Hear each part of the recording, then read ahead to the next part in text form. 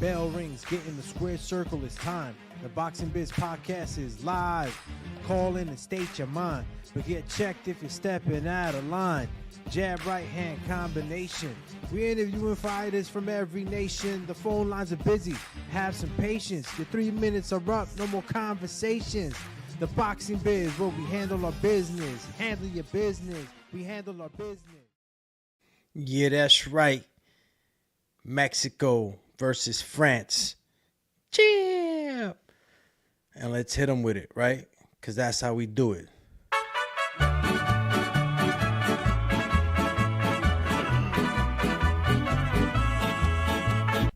Let me tell you something, man. Ain't nothing like a Jaime Munguia fight. Every time Jaime Munguia fights, he's giving us action. Yeah, I don't really agree with him taking the shots that he takes sometimes, but that's his style. And for the most part, the kid's got a good chin. So, I don't know my man Surace, Doomy's been out of the loopy. But, he's a contender. And, France has some pretty good boxers. And by the way, if you're tuning in right now with us, make sure you hit the like button, subscribe. You already know what we're trying to do here at the Boxing Biz, trying to grow the community. And you are the ones that are going to water the seed that the Boxing Biz is for it to grow, right? And right now, I'm looking at Roacha versus Curiel on one side, and I got the card from Munguia and Surace on the other side, right? Because I can't miss out. I'm a boxing fiend, right? So, yeah, man, I'm watching right now Scrappy getting it in right now with Bull. And, man, Scrappy's gloves to me are pretty interesting right now. It's like getting hit with a freaking illusion, right? I don't know. When you're doing the black and white or even all white gloves, I think that's it's a little crazy. You don't see the shot as you would see other colors, but that whole like illusion on Scrappy's gloves. I mean, the fit is dope. I'm not complaining about the fit. I'm just saying you could hypnotize somebody with that shit, right? Oh man. Yeah, man. Let's get it going right now. I'm actually gonna go check the IG family because guys, multi-streaming and shit. So I know for a fact, though, that I had to, bring up the IG. Obviously, you got to press live, right? So, just again, welcome to the show. The Boxing Biz is here covering the Saturday night fights. Dolo, you know what I'm saying? This is how I do it. Straight lone wolf in it. Got my man Scrappy again doing the replay right now. Good movement by Scrappy, man. It's the way he shifted to his right. Ended up almost behind Bull. Hit him with a great shot. You got Hernandez and Sosa in the ring as well on the Top Rank ESPN card. So if you guys are checking that out, you got the third round, 10-round fight for Hernandez and Sosa on Top Rank. But I don't know, man. I like Scrappy. He's got good movement. Some interesting boxing going on. I wonder if anybody has anything to comment about the Anaconda fight, man. Holy moly, that Anaconda fight.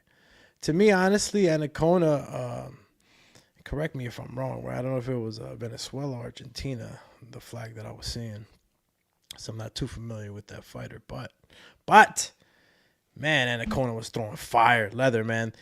The smaller weight divisions usually don't get that, they don't get the credit that they should get, right? But I think that the smaller weight divisions has been really good lately. I've been excited about tuning in. Call out by Akhmediev, right? For Inui, I mean, bold statements. My man Eddie Hearn really salviated at the motherfucking mouth. Trying to get that fight. He said, bet. I thought I was in a DJ party. Bet. He said he bet they won't fight him. So Eddie's definitely claiming run in. They got the track shoes on. And Inui team got the track shoes on. So, you got to just wonder what's going on. They say they dodged the fight once or twice. I don't know. Is the monster dodging? Is the team just looking at that as like a fight. That's a little too much right now. I don't know, man. I don't think so. None of that really counts. I think that Eddie's just being the best, the best he can be as a promoter to try to get that fight going. Obviously, it's a lot of things right now. Matter of fact, let me go ahead and go to the comments again, guys. Thank you for tuning in. You got Scrappy on the inside fighting, right and left. Bull's a tough guy though. Bull's a tough guy. He's trying to stay in the booth with Scrappy. I think Scrappy's just a little bit better at it. And you got 30 seconds left in the round, and you got to wonder, right? It's a 10-round fight. Got 3 rounds left. I don't know how much Bull, in the judge. I wasn't actually judging this one right now on the card, but I don't know how many rounds he might have gotten. Maybe give him maybe 2-3 rounds. The way I see it, Scrappy right now is winning the fight. Not clearly, but because Bull is making it a fight, he's making Scrappy work. But Scrappy's other than that headbutt, there's nothing really going on right now. Again, guys, thank you for tuning in, champs. We got the Jaime Munguia, the action-packed fighter, on tonight, and Dumi just had to hop on again, and definitely pay homage to the Mexican fighters, man. Mexican fighters, man. That's why Mexico has such a rich history. You know what I'm saying, with boxeo. It's just legendary fights, legendary styles. Charles Conwell. Speaking of Mexican style, let me tell you, man. For the guys that are tuning into the Roacha versus Curiel fight, it's something about Charles Conwell, man. This guy's he's made different, man. The way he hits these guys, the way he's been taking guys out. Sad to say, what I mean. R.I.P. I think it was Davacek. God, I'm so terrible with European names at times, but. Yeah, man. He everybody that knows boxing knows what happened with Charles Conwell and the Russian fighter that passed away. And I'll get the name up for you. I'm having a blank right now, but it's a fighter that's very, very, very capable, very strong, man. And I don't see why he wouldn't conquer that division. Charles Conwell is a threat, man. And the thing is, as soon as he popped on the scene, I was already like, man, I was impressed right from the beginning with his strength. His ability to fight on the inside and really hurt people, man. Charles Conwell was a freaking... And he took a little hiatus, He took a little hiatus after that tragedy happened. And again, I was trying to get you guys the name. But it goes back. And look at this. It's not even there. Man. Man, I thought it would have been on the box rec, but I'm not seeing it, man. It's crazy. If anybody in the comments maybe could get it a little quicker for me, man. But I'm checking it out right now. It's not even on. It's not on there. Wow. All right, you got the 8th round. Scrappy versus Bull. Good shots on the inside exchanging. Scrappy getting the better on it. Just hooks are tighter. It's crazy on the inside, fight. This is how I see it, right? Again, everybody has different looks, and there's always a different angle, right? But what I like to see, what I like to always, observe is that how, the shorter, less lengthy guys on the inside, they're more dangerous, right? Shots are more compact, applied by more body, backed up by more body weight. Power shots, just it's a danger zone to me. And that same thing as fighters that have long arms, they could get good leverage, good extension on the jabs, and that's what it is. And that's what's going on right now with Scrappy. Bull, I don't know how good he is of an outside fighter, but it's not looking like he's using his length. Excuse me, guys. Got to drink a little water. So who heard about all these drones in New Jersey, man? Got these drones freaking crashing Not crashing, but like just everywhere, all over the airspace out here. They say that northern New Jersey is like the most alien sightseeings. Somebody check that out. Heard Joey Diaz say it on Joe Rogan the other day. I mean, I'm not gonna lie. When I was a kid, I thought I saw a freaking ship. It's me and a friend of mine. We're riding our bikes. We were young. It's crazy. I do remember it. It's clear as day. It wasn't an airplane, I'll tell you that. The thing was so close too. It was like it casted a shadow over us. Top ranked boxing on ESPN right now. Sosa definitely catching his body work. Oh man. You know, I hate it when fighters just tuck in on themselves. Kind of not, you know, just kind of just not lay there, just sit there taking shots. Never like it when fighters sit there taking shots, you know. You know, the whole thing about absorbing shots and things like that. There's a time, very rarely, do you want to absorb shots. I don't care if it's on the arms. It's really going to hurt you. Scrappy getting the best of that exchange. That headbutt really changed Bull's face. Like, he looks like he was really losing, but he's been putting up a good fight. Hernandez Sosa, top ranked ESPN right now, round 5. And this is a 10-rounder, 2 minutes, 30 seconds. You got Sosa on the back for Hernandez, of course. Shifting out of the ropes. I got right now, for a fact, right now, like Usyk and Tyson Fury, like I'm getting these like flashes of the fight. It's like I'm Mystic Mac out here. Even when I'm watching fights, like see right now I'm watching these fights and I'm like, man, I'm thinking about what Usyk and Tyson Fury's fight's gonna look like, man. That's the banger. That's the we're gonna end the night with that one. Christmas night. Good shots right now being applied by Hernandez, and this is a back and forth fight too. You know, Hernandez able to fight on the back foot, but again, I feel like Sosa's really, really comfortable just sitting there right now, and he goes into the peekaboo kind of style guard. You know, peekaboo style guard. I covered the mic. Sorry.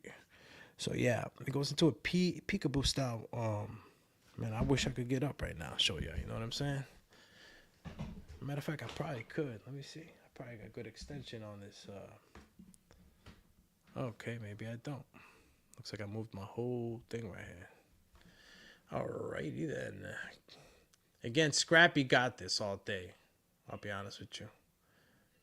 For sure, Scrappy got this all day. Whoa, Bull's letting out some good shots though, man. Damn. Okay. Yeah. Again, inside work. You know who's going to get the best of that. Scrappy. But Scrappy's on the back foot too. It's already the 9th round. Holy cow, that's it. Got one more round left after this. And then to me, Scrappy won it. I'll say he got 7 out of the 10 rounds. Easy. Jump on the comments, matter of fact. Can't post comments to some destinations, they say. Let's see. Let's see. All destinations. Destination Nation. Hernandez, Sosa, man, what a freaking war. This is what I'm talking about, man. See, these are the guys that they're not these, tier A fighters, but they give you a hell of a show, man. I mean, I've been to top shows with top stars, and I've had boring fights, man. Then I've been at little $15, $25 seat fights, man, where it's like, man, I had a good night of boxing, It just depends, right? And styles make fights. Darius Fulgham in the building. Esparza. Esparza got the dub, of course. Everybody that's watching the Roacha was Curiel. You're on the zone. And Hernandez and Sosa currently right now, of course, are on Top Rank ESPN. Look at the way Scrappy cuts the distance, right? And Bull didn't even see that coming. Come on, man. Scrappy right now, the way he caught that, the way he cut that distance, it's very good, man. He masks it with the jab. He's coming in, right? When you have the jab in a fighter's face, you're still blocking the eyesight. You guys, you know what I'm saying? It's like you could literally hide behind that, because you're that close to the person's face. And then once you kind of pull that back, you're already cutting the distance with a right hand. And that's why sometimes you see what just happened. Scrappy landed that. Good boxing by Scrappy. Again, level change. But Bull, I think Bull too, he starts to read certain things. And right now the body work is really showing that. Bull just hit Scrappy with like 4 body shots. Scrappy must have been hitting the sit-ups. Getting the medicine ball treatment. So as you see right now, 88-83 Ramirez, right? Scrap. So they gave Bull 2 rounds. All right. I had, I said 10-7, but maybe I was just not seeing it. Hernandez right now on Top Rank ESPN. If you guys are still seeing that war going on, Hernandez versus Sosa on ESPN right now. These guys are just really, really going to war. Mexico versus, I think that's, what is that? Argentina, right? Yeah, that's right. It's Argentina. Good solid boxing going on right now. Ramirez, Bull, unleashing last round, 10 of 10. Bull, he has the energy, he has the cardio, but the skills are lacking up against a fighter like Ramirez. Ramirez, just too fast, too smart, just a step ahead. Too fast too. You have some fighters, man. The short fighters, they can really cover ground with their jab, and their follow-up punches are really, really explosive. So they cover that much more ground. Perfect example is Gervonta Tank Davis, right? He's not too tall, not too lengthy in the arms, and for sure, man, he covers ground super quick. And that's because he uses the speed on the jab and then the explosiveness on the right to carry him through that distance. And right now, Scrappy's showing some of that, man. Good exchange by Bull and Ramirez right now, man. Bull's going for broke. Definitely going for broke. Right now, Ramirez is just taking advantage of the open shots that Bull's leaving while he's going for broke. Because, man, you start going for broke, you leave some openings, man. You could get hurt. Oh, another right hand lands by Ramirez. Gosh, good shoulder roll, man. Yo, Ramirez is showing some real boxing here, man. Look at that.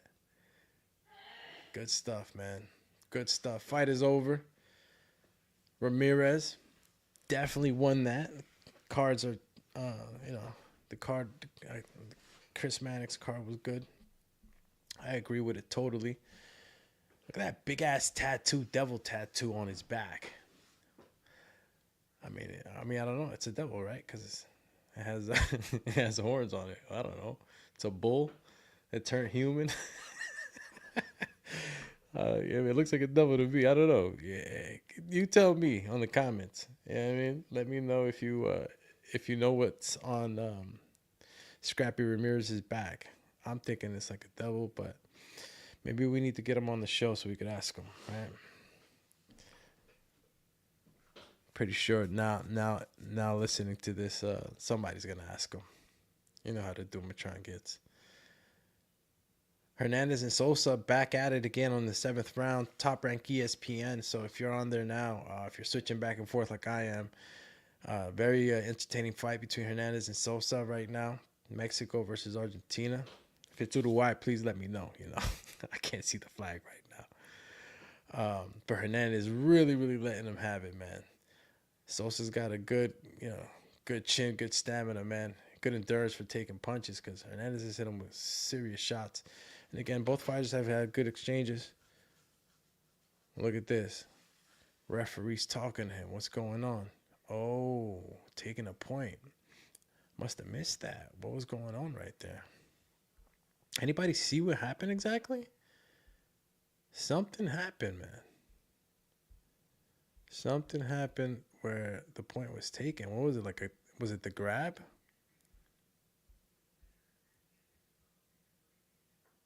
Okay, it was for holding. All right. I mean, I get it. But when you got a guy like Hernandez hammering away, what do you expect them to do? Like, these people, sometimes I don't get these people, man. You gotta know when to call that, man. Gotta know when to call that. Right, look, a referee's job is hard. I've refereed a lot of fights, and dynamics change from styles. Like, as much as the actual fights change, it changes the referee style of refereeing because, you got to let these fighters live, man. They get in the ring and they take a lot of a lot of risks, and you take it from them. It's no bueno. Ramirez, Scrappy, Scrappy, straight from Scooby Doo. Scrappy. There was a couple of Scrappies of me growing up. I had a couple of friends, maybe two. Yeah, two around the way. Scrappy. One that I really knew. Scrappy versus Boo. See, look at the second round highlights. Oh, that was the headbutt. Wow. Man. I'm telling you, man. Headbutts are crazy between orthodox fighters and southpaws. It's so common, and it's like, doesn't anybody train for that? Like, I would be in my fighter's ear about, yo, watch that. And it's usually just because both fighters are fighting for the outside control. So maybe it's just something that it's almost inevitable, right? Southpaw orthodox fighter like Ramirez and Bull throwing as many shots as they're throwing, aggressively as they're bound to knock heads. Just that, somebody's always on the worst receiving side, right? It's a headbutt, and it's almost all the time. There's only one guy that really gets hurt, and it's the other guy who actually said badoosh, straight bonks from Atari. I know you guys remember that shit. All right. It looks like a fight was stopped on the ESPN card between Hernandez and Sosa. Fighter was stopped. Sosa couldn't go. So looks like Hernandez is the winner. Stopped. Listen, Sosa was getting destroyed. Excuse me. Look at that. I mean, no, Sosa was having some good exchanges. I mean, look, you're gonna have some good exchanges throughout the fight, and in a war, all-out war like they were having. But when you're basically playing the lottery in an exchange to see who's gonna take the worst shot, right? And to protect your fighter, you're gonna do what you gotta do. Because if Sosa looks like he has the heart of a champion. Even though he's not the champion, he's got the heart of a champion. You feel me? And he's gonna go all out until he can't no more. Good thing they threw in the towel, man. He was getting lit up. Definitely getting lit up. Anybody catch the fights earlier, man? I gotta go back and watch them. I missed them. Jonas versus Hasbalazing. You know me, man. I'm always killing the Eastern European names. They're gonna get me one of these days. But yeah, man, definitely didn't catch that. Be going back to see that.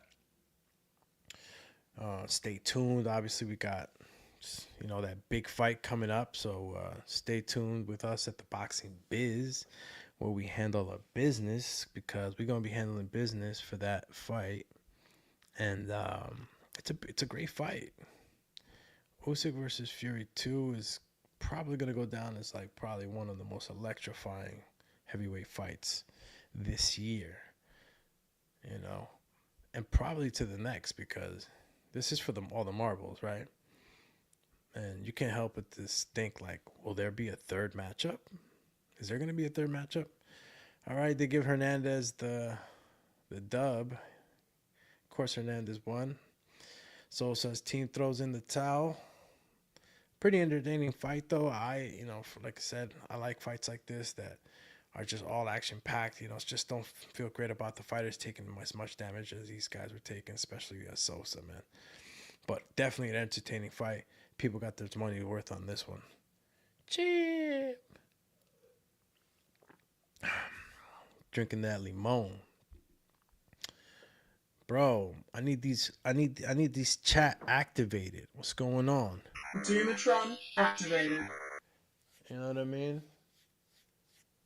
Need this comment section lit right now. Matter of fact, I'm gonna be the first one to ask y'all something. Ask away. Oh, look at that. Maybe my refresh page is not refreshing. Okay, yeah, there you go. Ask away. Gonna pin that for you guys so you guys can,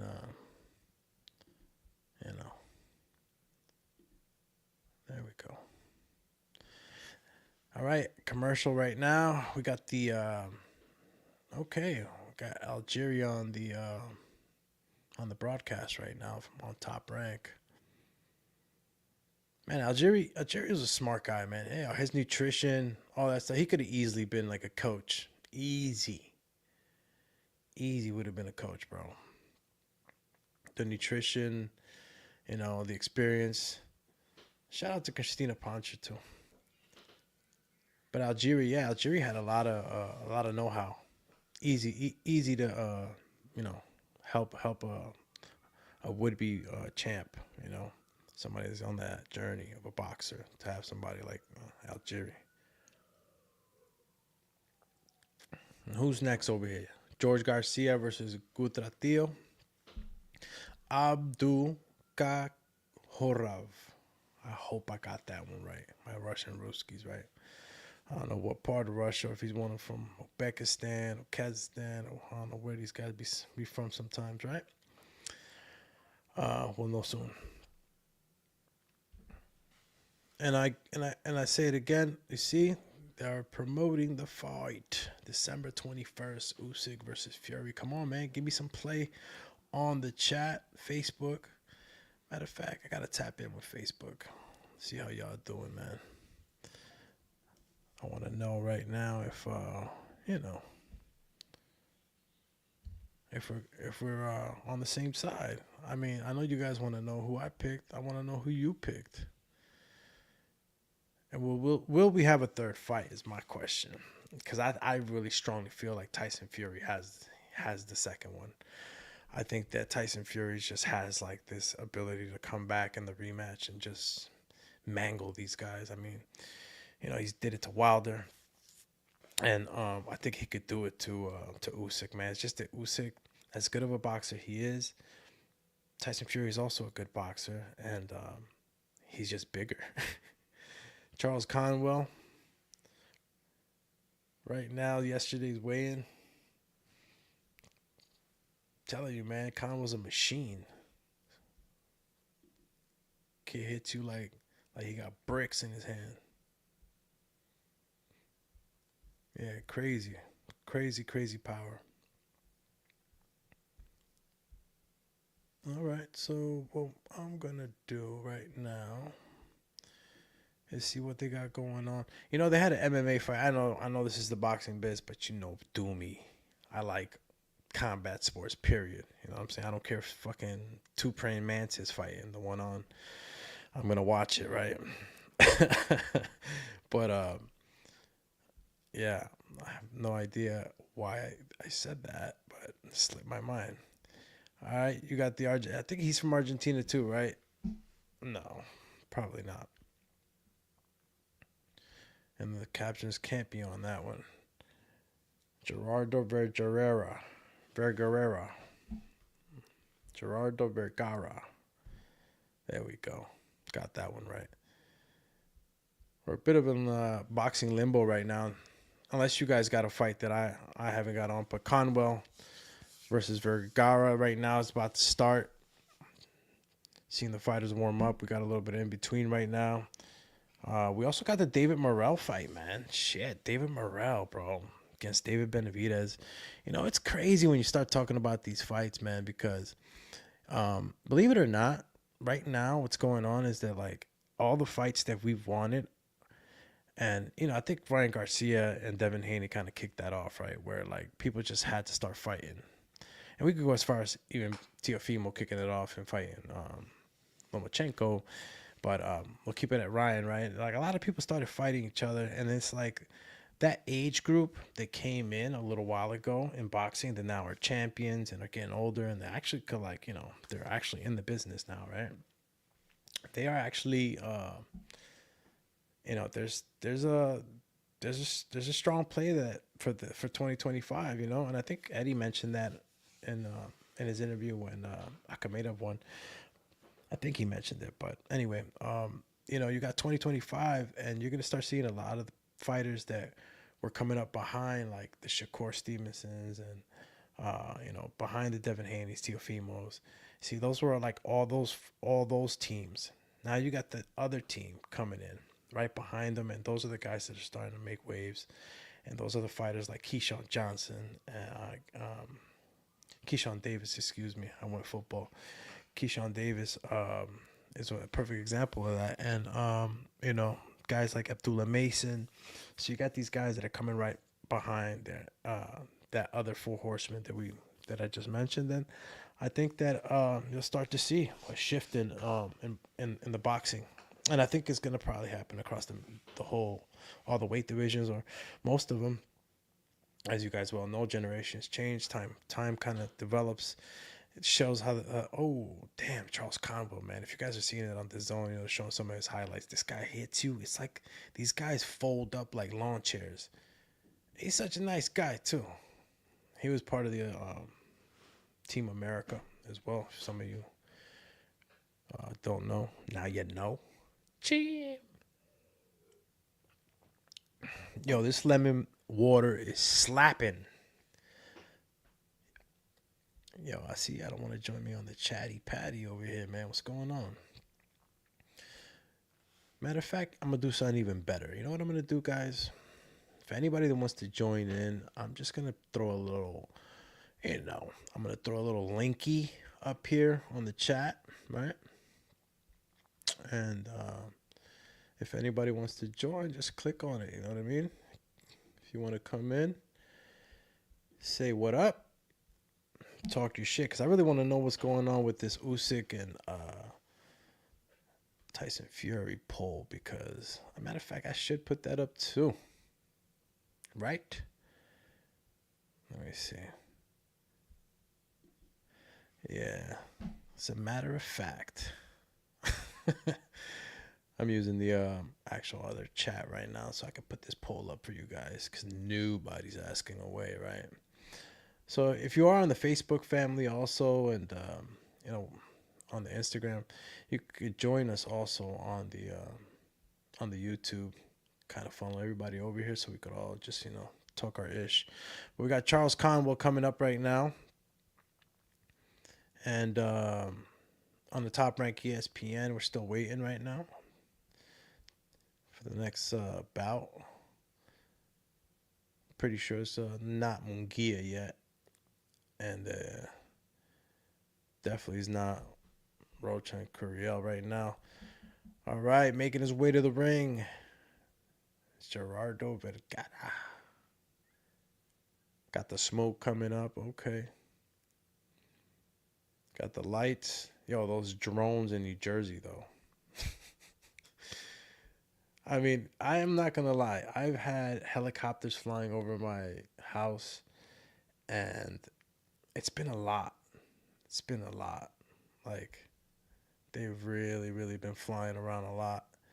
And then now that it's drones, like, I don't even know if it's drones or not now. Like, how am I supposed to know it's a drone? I don't know if it's a drone. I can't see up that high. I mean, look, I'll be honest with you. I know the thing is sometimes it's at night or it's cloudy. I think it usually happens like during the morning too. Morning into night or in between. I'll hear them. And it's like, what are you doing flying at that time? It's crazy. It's really loud though. It's like, and the thing is, it's like the way I distinguish them is when like if it's a helicopter, it's a little the the the propellers, right, or the helicopter blade. It's just you can hear it a little further away, right? And when it's the so-called drones that I believe, like it could be a helicopter that's just flying a lot lower also, but I feel like it's usually like a drone or something because it sounds close, and the blades sound different. It sounds like there's a lot of blades, you know. But yeah, let's put that poll up, right? Let me see. It's not a poll actually, but so there you go. As you can see, it's pinned. All right, it's pinned at the top. If you guys want to go ahead and join in, call in, and commentate on the fight live with me, you can do so. You got to do it through YouTube. I don't know if you can go through Facebook and do it, but the link is up. So you're more than welcome to stop by, show some love, or just say, hey, listen, I think Usyk's going to wipe the floor with Fury. I don't know. I don't know what you're going to say. Definitely going to be boxing, though, right? David Morrell beats David Benavidez. Ooh. Now, you want my opinion? I don't know, man. David Morrell is as great as boxer he is. He has a lot of trouble ahead of him. And as well as, David's going to have to, of course, be real tight in that fight and do what he always does and make sure that he's being calculated because David Morrell's dangerous as well. He's a good puncher. And, of course, this is boxing. It's a punch away, right? And then if you want to go farther out, March, you got the Tank Davis fight, which a lot of people were kind of saying, it was kind of bullshit at the beginning. I don't know. I know boxing. I know Lamont Roach is going to give him a good fight, especially because they kind of know each other. I feel like that just makes it, and these are the cats that could turn the switch. So I think it makes Lamont Roach and Gervonta Davis a good fight in that they already kind of know each other, right? They don't really got no real fear. It's like there's more unknown with other contests that Gervonta's had. These guys know each other, so it's gonna be a good fight. Definitely Gervonta Davis for me, right? Lamont, I don't know. I don't want to see Lamont getting knocked out, but that's what Gervonta Davis does. All right. Looks like the fighters are already making their way on the ESPN card as well. Your man came in with a robe. Okay. I'm going to drink this agüita, all right? Gluk, gluk, gluk, gluk, gluk, gluk, gluk. Thomas Taylor, bro. That man's refereed more than 1,000 fights. Got a good boxing card tonight, man. Make sure you hit the like button, subscribe if you're on the Facebook family. If not, if you're on the IG family, go ahead and stop by. Matter of fact, let me stop by the IG family, man, because definitely got Anthony Casa on there. Shout out to Anthony on the IG. And we can go ahead and say the fights are about to start, bro. Charles Conwell all day. Your boy's cut up. Got the your man's got the hat, like I was gonna say that's like a 80s hat. Then he got the Grinch on the shirt. The guy next to Conwell, you guys seeing this? It's pretty dope. Got the Grinchy. He got 1/4 heart, 3/4 missing. All right. This is gonna be a good fight, man. As long for the time that it lasts. Conwell right now versus Vergara, it's gonna be, it's good. As long as it lasts, it's gonna be a good fight. Charles Conwell, again, a power hitter. A lot of strength, a lot of power behind the punches, but just real accurate. I feel like his punch placement is what drives that overwhelming shots, into the other fighter. Damn, he just put him in the Boston Crab right now. Okay. Charles Conwell just got put in the not the Boston Crab. He got put in the chicken wing by the guy with the hat with the '80s hat. I'm gonna have to find out. Vergara ready to go to war. Round 1 has begun. Let's go, champs. This is what I'm talking about, man. Hell yeah. And immediately, Conwell, right? And of course, like you guys already know, first round, second round even, first 3 rounds to me are always like kind of fill out rounds. I think that you can always start fast and you can always score shots and win rounds leading up to the third, but for the most part, you're really getting to know your opponent, your dance partner. That's what's going on right now. Conwell right now working the jab. Vergara, Vergara, he's got his power too, but just technically sound right now. Conwell right now is just, and you can see just by the hands. Vergara's real timid right now. He don't want to let loose right now. And again, this is the first round. Good body shot thrown by Vergara. I don't know if it landed on the belt line or on the elbows. Yeah, it landed again. Vergara's throwing that left hand. You probably, listen, I don't want to see a head bump, but this is definitely one of those situations. Step by step. Why it just sounded like a boy band. Step by step. Damn. Now I got 2 fights going on, guys. Top Rank, ESPN. You got the Zone. But the fight on Top Rank right now on ESPN, you got Garcia and Abu Kakarhorov. Man, I hope I got that right. Caught the Yonis right now. But yeah. This guy's starting out fast already, man. Garcia and Harov. Abu, damn, I'm just gonna say Abu, all right, guys. No disrespect to the fighter. I just, Kudratillo. I'm just gonna call him Kudratillo versus Garcia. His first name is a lot easier.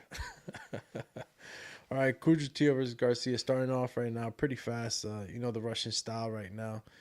Kudratillo immediately throwing some good shots, trying to really engage, start the fight up. Conwell versus Vergara, last 10 seconds. Looks like they put away the first round. Dang, Garcia. Garcia's got the height too. See, when you got the height, you got to know how to use it, man. And Garcia too. Look at his elbows. That's the thing, man, with the fighters. And sometimes you get lucky and you're a short fighter and you have like long arms, and then your elbows kind of extend a little further down. Right here on the belt line, of course. You know what I mean? Like right here. Like you see, like mine's like, and I don't know why this thing is jumping, but like, in fact, I'm actually gonna come from out here. I'm actually gonna increase the volume for you guys. So yeah, right. So like I'm right here, right. So the elbows, right? My elbows are a little higher. Like, I have average. Some say that I got a good reach, but you have guys that their elbow extends a lot lower, like right here. And what I'm showing to the people that are just in sound, hearing us on podcast only sound, when the elbow, when you have your right or your left hand next to you, right under your eyes, next to your cheeks in the peekaboo style. Or even a high guard, but a high guard is unfair, right? Because I want to measure just, you moderately protecting yourself right here. And that elbow will extend to like mid-rib cage. Or right under the rib cage, right? A little bit. But then you still have this whole piece where they can get inside. They can hit you in the liver, they can hit you in the gallbladder. There's just different organs, right? And that's why they tell you to move around and let the elbow catch instead of letting go and then allowing yourself to get hit up top. So you stay like this. But you got guys, man, that have the long ass elbow. And for the people that can't see, on the show right now, I'm telling you, it goes almost to the waistline. That's a good like amount of distance that helps in the protection, right? Especially when when these guys are tall. Lennox Lewis, Fundura. Holy cow! If you see Fundura's elbows, I mean, he's a praying mantis. No shade to him. But yeah, man, that was my little 101 explanation right now on the advantage of taller fighters, right? Charles Conwell right now starting to find that pace, walking forward right now. For all my people tuning in on the zone, you can well see right now Charles Conwell starting to throw these heavy shots. He's finding his distance. Right now it's the second round, 1 minute 28 seconds. Charles Conwell, Vergara. Make sure you hit that like button, man, so we can get more visibility on the show. That way I come on more, man, and really get motivated with you guys, man. I like kicking it here, talking boxing, good boxing talk, and being able to, share our opinions right now on these great fights. And not just these fights today, man. I'm excited for the boxing schedule. Very excited. A lot of exciting things developing. You got Shakur coming up too with Schofield. May the best man win. But you already know. And I got no bias, right? You know me. If you guys have been following me for a while, I don't got no bias. Damn, good shot placement by Charles Conwell. Left and straight right hand. And Vergara's head looked like a Pez head. I thought a Pez popped out of his mouth when he got hit. Good Lord. It's a lot of, and those are the shots that start to bust the opponents up, Conwell's opponents up. He starts to just land these hard shots, and they just start to wear down every shot thrown with torque. But Vergara's got a good guard too. He's throwing some good leather right back, but Conwell's just like blocking, parrying. Great boxing by Conwell. Back to the Top Rank ESPN card, right? You still got Garcia and Kudratillo. And Garcia took some hard shots last round. They're in the second round. Oh, right now Garcia lands a good uppercut on Kudratillo. And it's another advantage that I feel that tall fighters have, especially when facing shorter fighters. Throw the uppercut. You have the leverage. If you're a taller fighter and you have a short guy rushing in, oh my goodness, Kudratillo gets hit with a solid left hook, and I know he got shook. Wow. That was a hard shot. Speaking of hard shots, Conwell bops under a shot from Vergara and throws a hellish left body shot. Another highlight of a right hand by Conwell, followed by a left hook. Still landed, but on the glove. We're in the third round. Super welterweight fight. Let's go. Good action, man. Good action. Let's see if anybody wants to jump on. Let's see. Jumpy. What? Oh, man. I think Garcia's going to start getting a little reckless, man. He might get knocked out. Garcia might get knocked out. It's going to be a problem.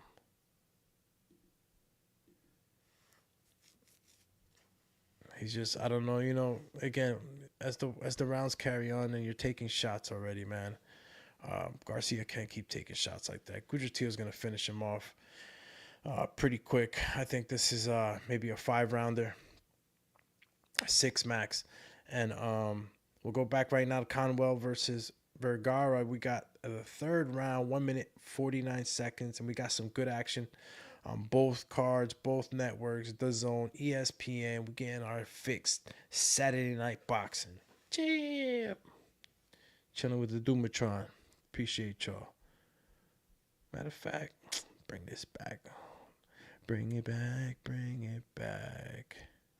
Maybe I should just chill. We shouldn't talk anymore. All right, Tyson. Whoa. These shots, they're freaking hail makers, yo. Conwell's throwing hail makers right now. And Vergara, too. They're on the inside. Good shot to the gut by Conwell. Ooh, another one. It's like, bro, he's throwing a ball and chain into Vergara's midsection. And then you see the parry, the way he parries, the way he absorbs the shots. Conwell's a complete fighter. But Vergara's showing us that, he's definitely a contender, man. He's not trying to back down, but most of the time this is what starts to happen. Fighters that try to fight Conwell fall into the trap, and then Conwell's just so comfortable trading shots, heavy shots, because that's where he starts to break down fighters. Guy like Conwell, man, you got to be able to box him. Conwell's just too solid. You got guys that, are really going to give him problems with the guys that are elusive. You stand in front of Conwell, you're standing in front of a wood chipper. That's for sure. Look at that. Slipping under shots. No, Conwell's a complete fighter, man. Defensively and offensively. This guy's going to be a huge problem. Huge. Opetaya. There we go. Riyadh season.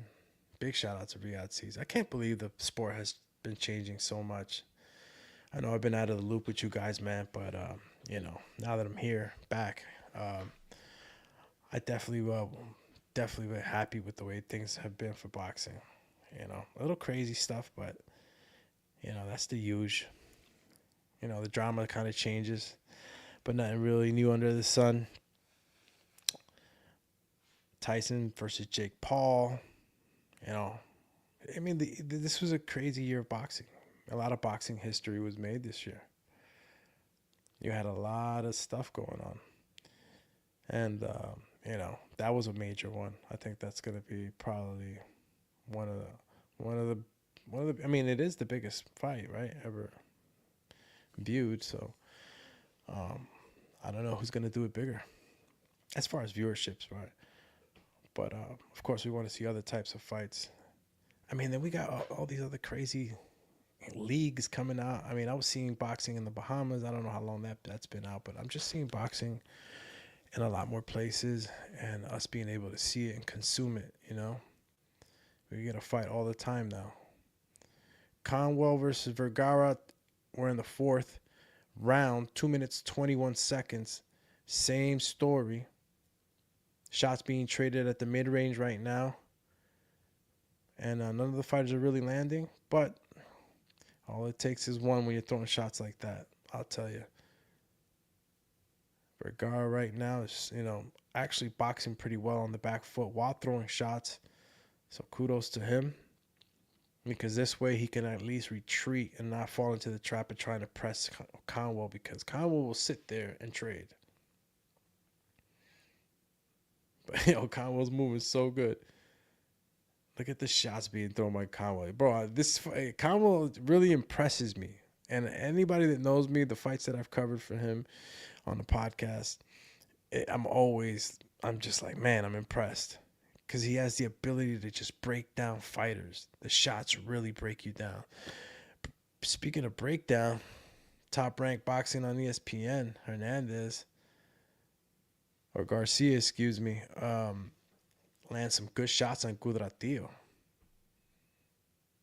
Maybe he's gonna hold up. Maybe the shots aren't affecting him as much. Kudratillo's power is probably not affecting him as much as I saw. I seen his face kind of shift over and change, but I don't know. Let's see. The Zone, Conwell versus Vergara. Let's go, champs. Good, solid fight right here. What you're seeing right here between Conwell and Vergara, though, is like, let's be honest, you're probably like, oh, it's not as exciting. But, like, really start to see what's going on here. Even though most of the shots are being deflected, parried, every shot that lands counts.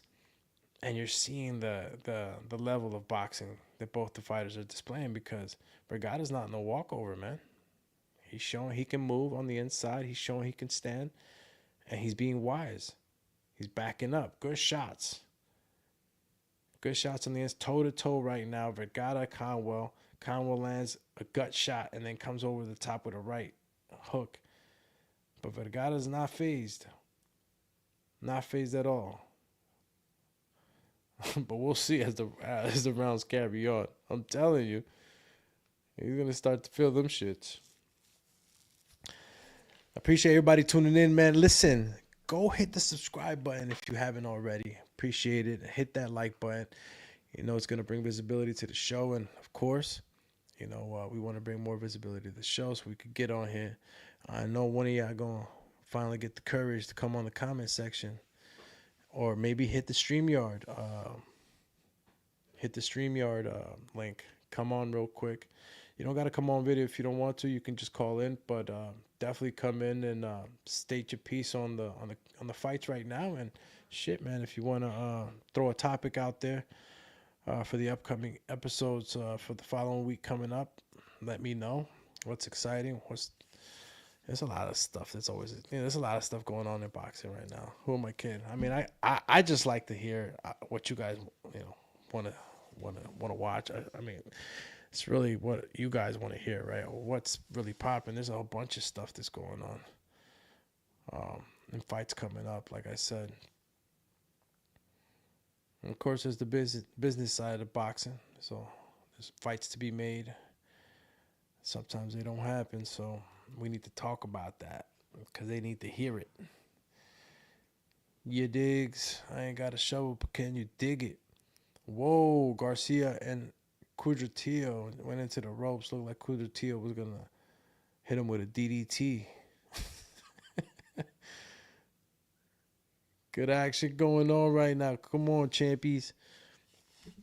I got the double screen. Shit's crazy. I feel like a cyborg right now. A boxing cyborg watching this shit. Good shots by Conwell, man. And those gloves, man, bro. The sparring gloves and the actual fight gloves are so different. It is so crazy to me. Those are what, like 14-ounce gloves? They're not 16s, I know that. They're probably 12-ounce gloves. It's totally different when you punch it with the fight night gloves than with the than with the sparring gloves. And sometimes even like, they got the 20-ounce sparring gloves too. You can get the 20-ounce sparring gloves. Them shits look like some big mittens. But you can you can gain a lot of stamina and endurance by using those. And people think sometimes that like, oh, he got 20-ounce gloves. He's not going to hurt. Yeah, bullshit. Those 20-ounce gloves are heavier. That's what you guys don't think. And punching power is backed up by weight, physics and all that good shit. I'm telling you, get hit with them big ass gloves. And you got more protection too, So when you're sparring, it's like, yeah, they might be a little heavier, but that's gonna, just benefit you in so many good ways. But when you're sparring, you got actual like more cushion to block shots and stuff like that. As you can see right now, the fighters right now, especially Conwell's gloves, if you can look at them, they don't cover everything. You got to go in from the inside. You got to be in here to here. You got to block these areas. And for the guys that are not watching me visual, I got my guard up. And, you can put your guard right in front of your face, kind of like tucked in, like if you were grabbing your hat.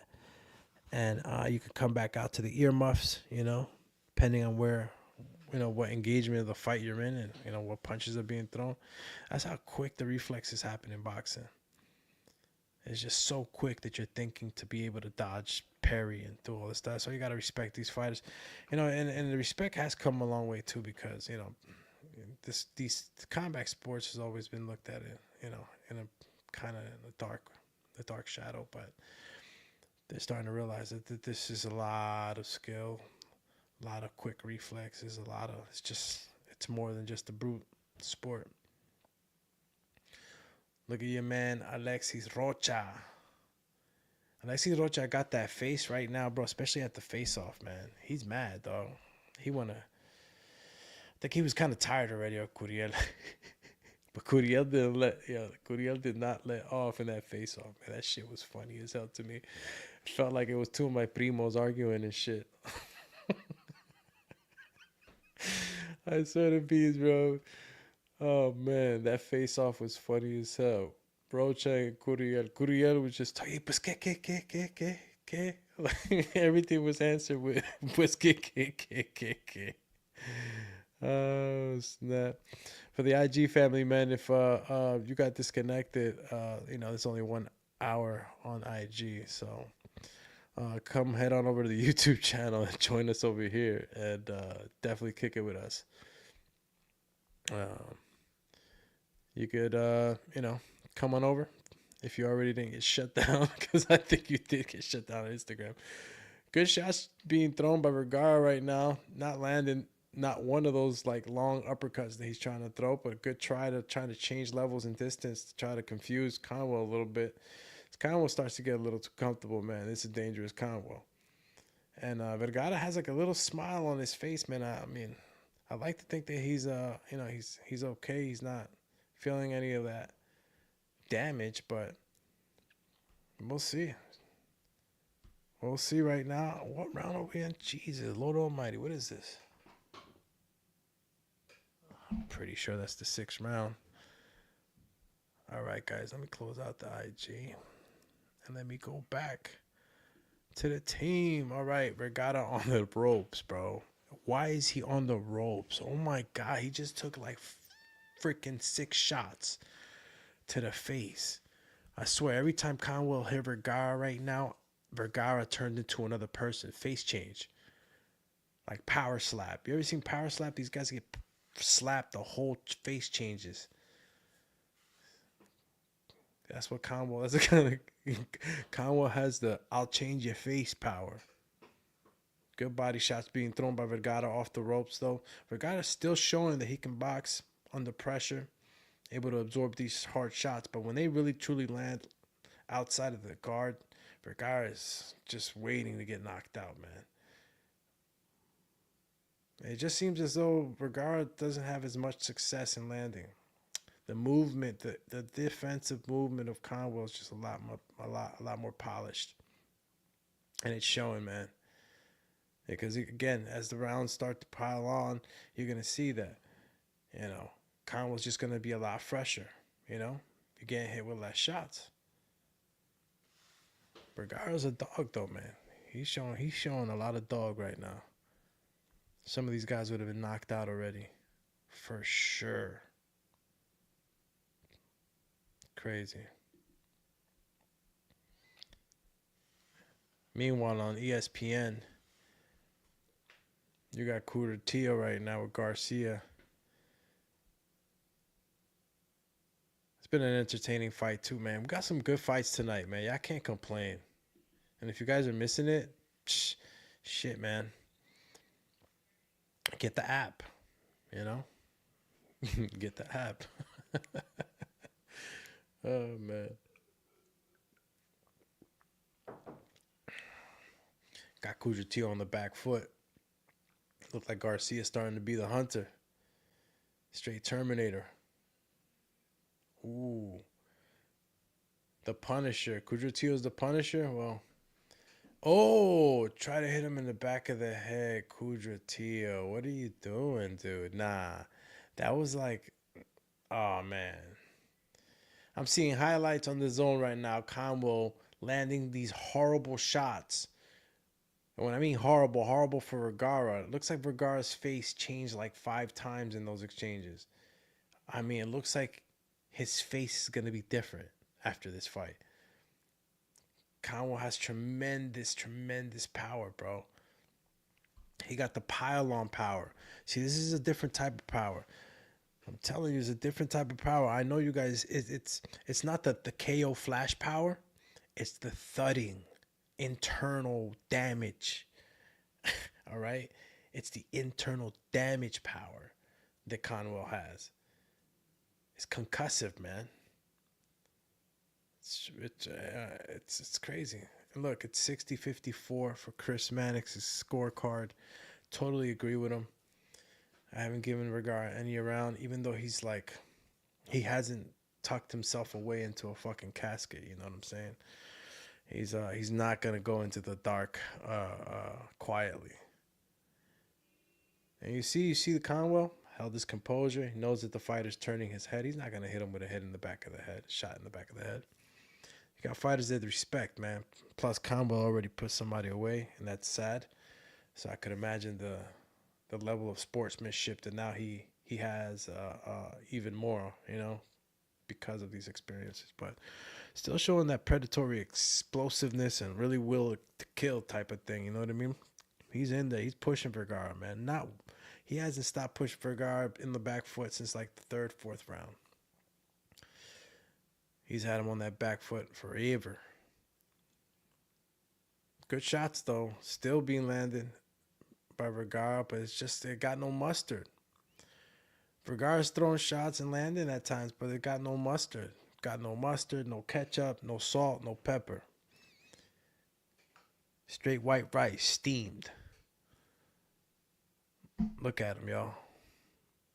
Conwell is in there just like having his way. He's just boom. Shots to the gut, shots to the face. Dodging punches, parrying. But Vergara's still throwing back, man. Vergara's got a chin, man. I just, listen, there's one thing that Vergara can walk away with is that everybody's going to respect him for the chin piece, man. Again, it's just too many shots. Those shots are damaging. Good shots being thrown right now by Vergara. Not landing super flush. Nothing that's going to cause Conwell to get on the back foot. But Vergara's engaging. Oh my God, Vergara just got hit with a shot. He's going to get finished. He's getting destroyed right now. And all he's doing is trying to laugh or smile. Or maybe Conwell's just kill. No, they need to stop the fight. They need to stop the fight. They need to stop the fight. Fight's been stopped, man. Any more shots, man, and that kid would have been done. Oh my goodness. That kid, Vergara's going to go home and they got to put his head in an ice bucket. He got to stay there like an ostrich. He got so many. Gosh, Conwell finished him, bro. Where's it at? Oh, snap. Shout out to Gun 2 Raw in the building. One of the homies, one of the OG homies right there. Gun 2 Raw. Cheer. Bro, did you guys see what happened to Vergara? No. Fatality. It was fatality, champs. Your man's got laced. Pobrecito, bro. Look at his face, bro. I don't know why they didn't throw in the towel. What's wrong with people? I would have seen my fighter taking that many shots, dog. I'm throwing in the towel. I don't care how much of a big opportunity you thought this was. Holy moly. And then when you see Conwell throwing it, you see the malintent. Conwell's just like, trying to really rip it. Look at the highlight. Look, 1. Let's keep it going. 2. Okay, let's get another one going. 3, 4. Get off me. 5, 6. Oh, wait, get off me. 7. Get off me. 8. Get off me. 9. Get off me. Get off me. 10. Get off me. 11. 11 personalities Vergara went through. 12. 13. 14. 15. 16.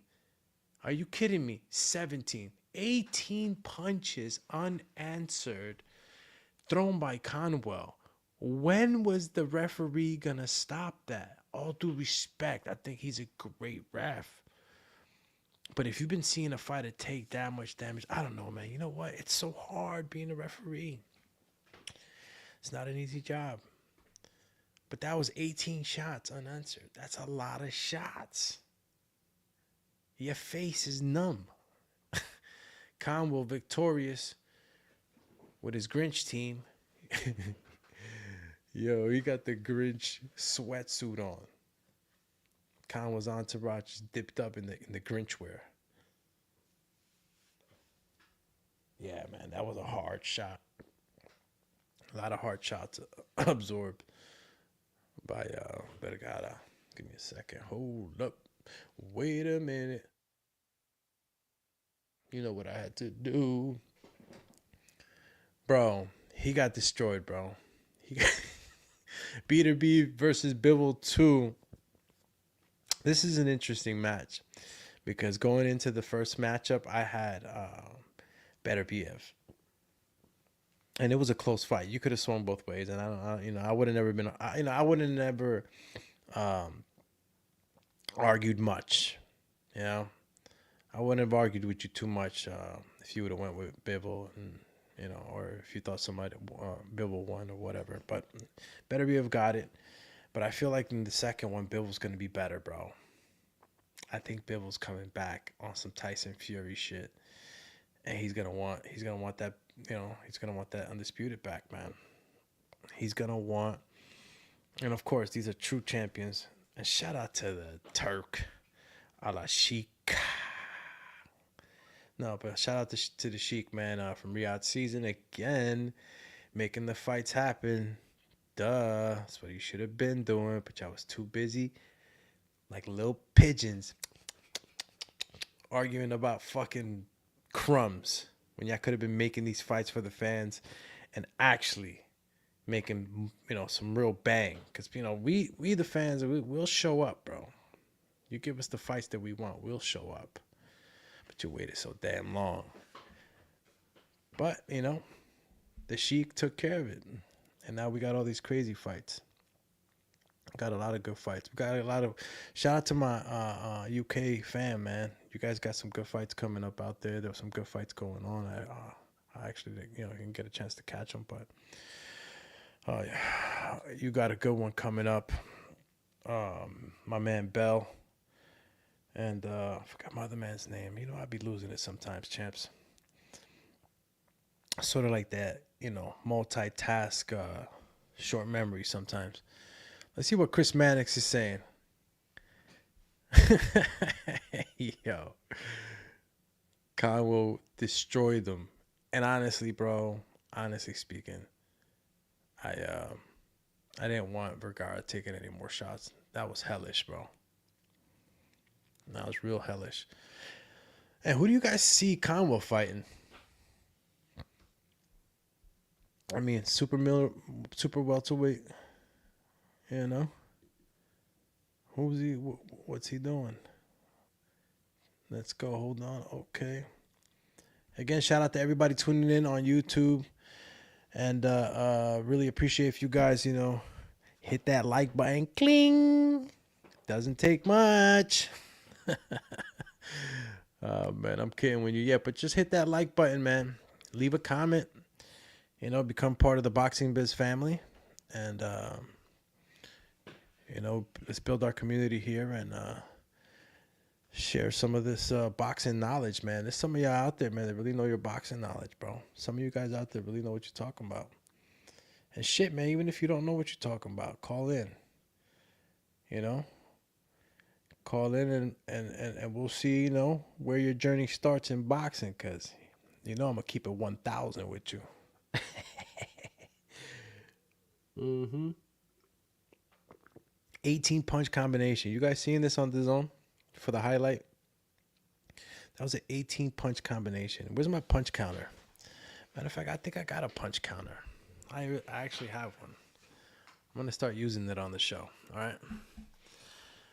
Because sometimes these punch combinations are crazy. Even though we got punch, stats and stuff like that. But sometimes it's like, maybe you just want to know the round, and they didn't show it right away. Even though they do per round, right? Punch stats. Some of these guys throwing 60 to 100, maybe even 1,000 in the fight. Imagine throwing 1,000 punches. Sick. Speaking about 1,000 punches right now, Kudratillo on Top Rank Boxing, if you're just tuning in, got hit by a barrage of low blows by Garcia. Oh my goodness. That'll take a couple of rounds out of you, depending how hard you get hit in the brass balls. You know what I'm saying? You get hit some people actually have the cup. You know what I mean? The real shield. It's not brass, but it's steel. So that won't affect you as much. I know when I was doing MMA, when you would grapple and shit, no gi. sometimes I'd be like, what the hell? Like, they're trying to choke me out. And it turns out some of these guys use these cups that have like an actual metal. Like they put it on like a freaking, like the shit's an underwear and shit, but it's really like solid metal. That you get some protection. But if you got the regular cup, yeah, that's going to hurt. That's going to hurt. That's going to take the wind out of you. That's going to take the wind out of you. Kudratillo still, oh man, taking a point. Damn. That's it. Got him. Yeah, man. Garcia's really gun-ho right now. And I know Kudratillo was the favorite. But those low blows, oh man, those low blows are really going to add up. They stack up, man, round by round. Sean Porter. Wow, man. It's crazy how the eras in boxing are just, they're passing on right now. Like how much longer, how much more do we have of, Canelo fights, How many more fights do we have? I mean, look at Triple G. It's crazy. Triple G, he fought Canelo, but Canelo's obviously still fighting still. But Triple G, boom, after that fight, he was out of there. Triple G had a lot of wear and tear on it though. Triple G had that amateur background that, my goodness. Imagine fighting 300 fights, 400 fights as an amateur. I think Triple G, I don't know. I don't think that people really give Triple G the amount of credit that he really deserves. He went out on the loss with major loss with that Canelo, and he had a couple other fights, and then of course Derevchenko took him into deep waters. But I think he was already like, his body was already like, whew, I gotta chill, But Triple G was really knocking guys out, man. Triple G was a threat. Triple G was the boogeyman. Everybody was scared. I mean, you've seen the knockouts, man. Viral knockouts too. Put in the comments right now. What was the most viral knockout or the best knockout that you felt made the most impact in Triple G's career? I know which one it is, but maybe you guys got a different opinion, right? Maybe you got another angle, because he did knock out a lot of dudes, bro. Ugly. I mean, he did David Lemieux ugly. But there was somebody even before him. To me, the one who made the biggest wave of Triple G's knockouts was Curtis Stevens. That look on my man Curtis' face was like, whoa. Curtis Stevens, when Triple G hit him with that shot, he dropped. Curtis Stevens looking like he had caught his little brother doing something bad. That's the type of face he had. He like, ooh. Like he had the ooh face. And that shit went viral, man. It was crazy. I mean, again, it's the type of power that Gennady was carrying. Top Rank ESPN card, man. If you guys are tuning in, it's ninth round out of 10 right now that we're watching on Top Rank. It's only one more round after this, and I don't know. Garcia had some good rounds. Kudratillo just looks like he couldn't throw enough. Garcia's winging them though, man. He's not setting up these shots. He's literally just walking forward and winging shots. I don't see no jab. I don't see no real setup. It's just close the distance, little quick machine jab to try to come in the inside. But he's throwing hell shots. Garcia's walking him down like Michael Myers right now. Oh, that's pressure, man. That's pressure all day. And sometimes, man, listen, when you're in the ring, they can get you tired just by pressure. Just by a guy walking you down and creating that sense of urgency. And this is where the sweet science kicks in. Like, you're not seeing that, but we know that. Damn. Garcia is literally tip-tapping into a hard shot. I mean, he's just tapping the Kudratillo, then boom, throws another hard shot. I don't know, guys. Kudratillo right now, if this would have been a 12-round fight, I don't know. Kudratillo's looking like he's ready to go home and sit in the lazy boy. Holy moly. He's definitely in trouble. Garcia's walking down Kudratillo. Whew. Major cardio dump for Kudratillo.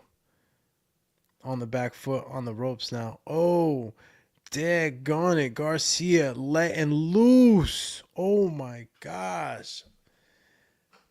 Yo, Garcia's really trying to knock this guy out. Damn. I love to see it, man, when a fighter goes for the gusto, man. When he gives it his all, it's like he's getting this energy from deep within.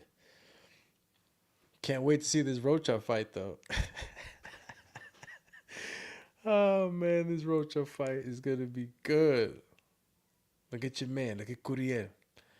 Rauling. Well, not Rauling. You know what I mean. I'm being funny. Nah, but Raul Curiel right now, he can't wait to get in there himself. He was aggressive throughout the whole process. He's like, man, get out of here with that shit. But Roacha's like a little quiet assassin. So you can't judge a guy, by his quietness or whatever, his composure. Some of these guys are real dangerous, real killers. You know what I mean? And quiet as they are, they'll unload in that squared circle for sure. Back into Top Rank ESPN right now. We got the last round, 10th round, 2 minutes 48 seconds going on right now for Garcia versus Kudratillo. And looks like Garcia is going to end this round with everything he's got. And Kudratillo, what can I say? He can't do much right now but to try to make sure that he doesn't get hit with a hard shot, because he's not throwing. He's just waving his hand out there, and every now and then he'll just throw a straight shot, but it looks like he's just being overwhelmed by the pressure that Garcia is bringing right now. Crazy pressure.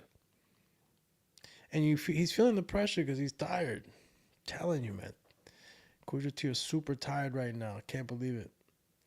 Well, I can, but I can't, right? Because right now, if this was a 12-round fight, Kudratillo would be in a lot of trouble. Left hook, right hand landing by Garcia. Garcia going for the kill, going for the finish.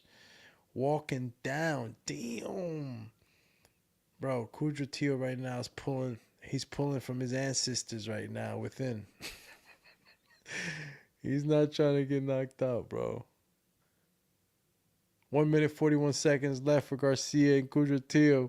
And we switch straight over to Alexis Roacha. And your man Curiel, Raul. Raul, dale un trago. He go to war with a bottle. Remember that? Shout out to Fat Joe for that one. Man. Nothing but action-packed fights tonight, man. We're closing out the year pretty good. I say we are. Look at those shots by Raul. It's good shots, man. Always invest in the body. Always. Look at Freddie, bro. Freddie's still going strong, bro. It's crazy. Freddie's still doing his thing, I'm telling you. Strong as hell, too.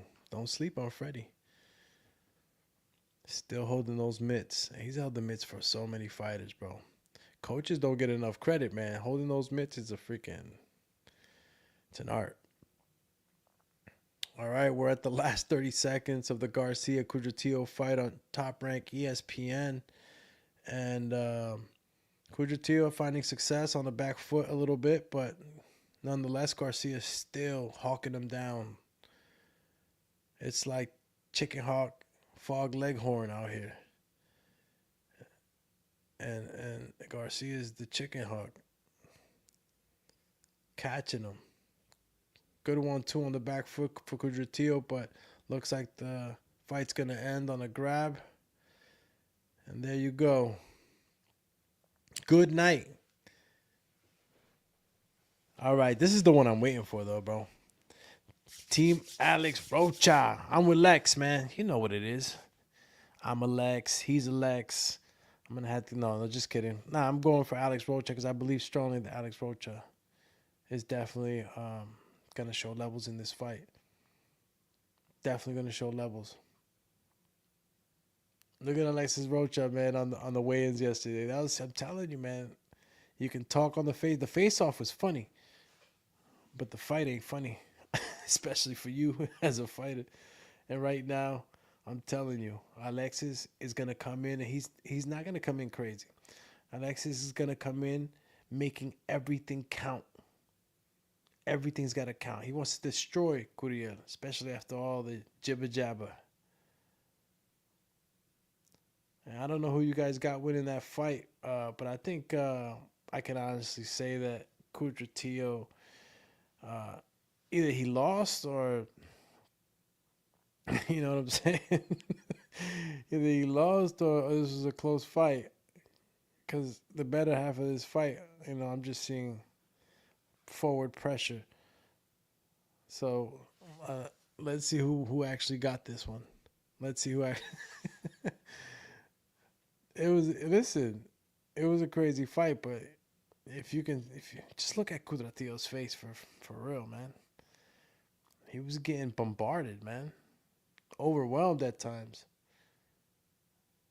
Look, jab, jab.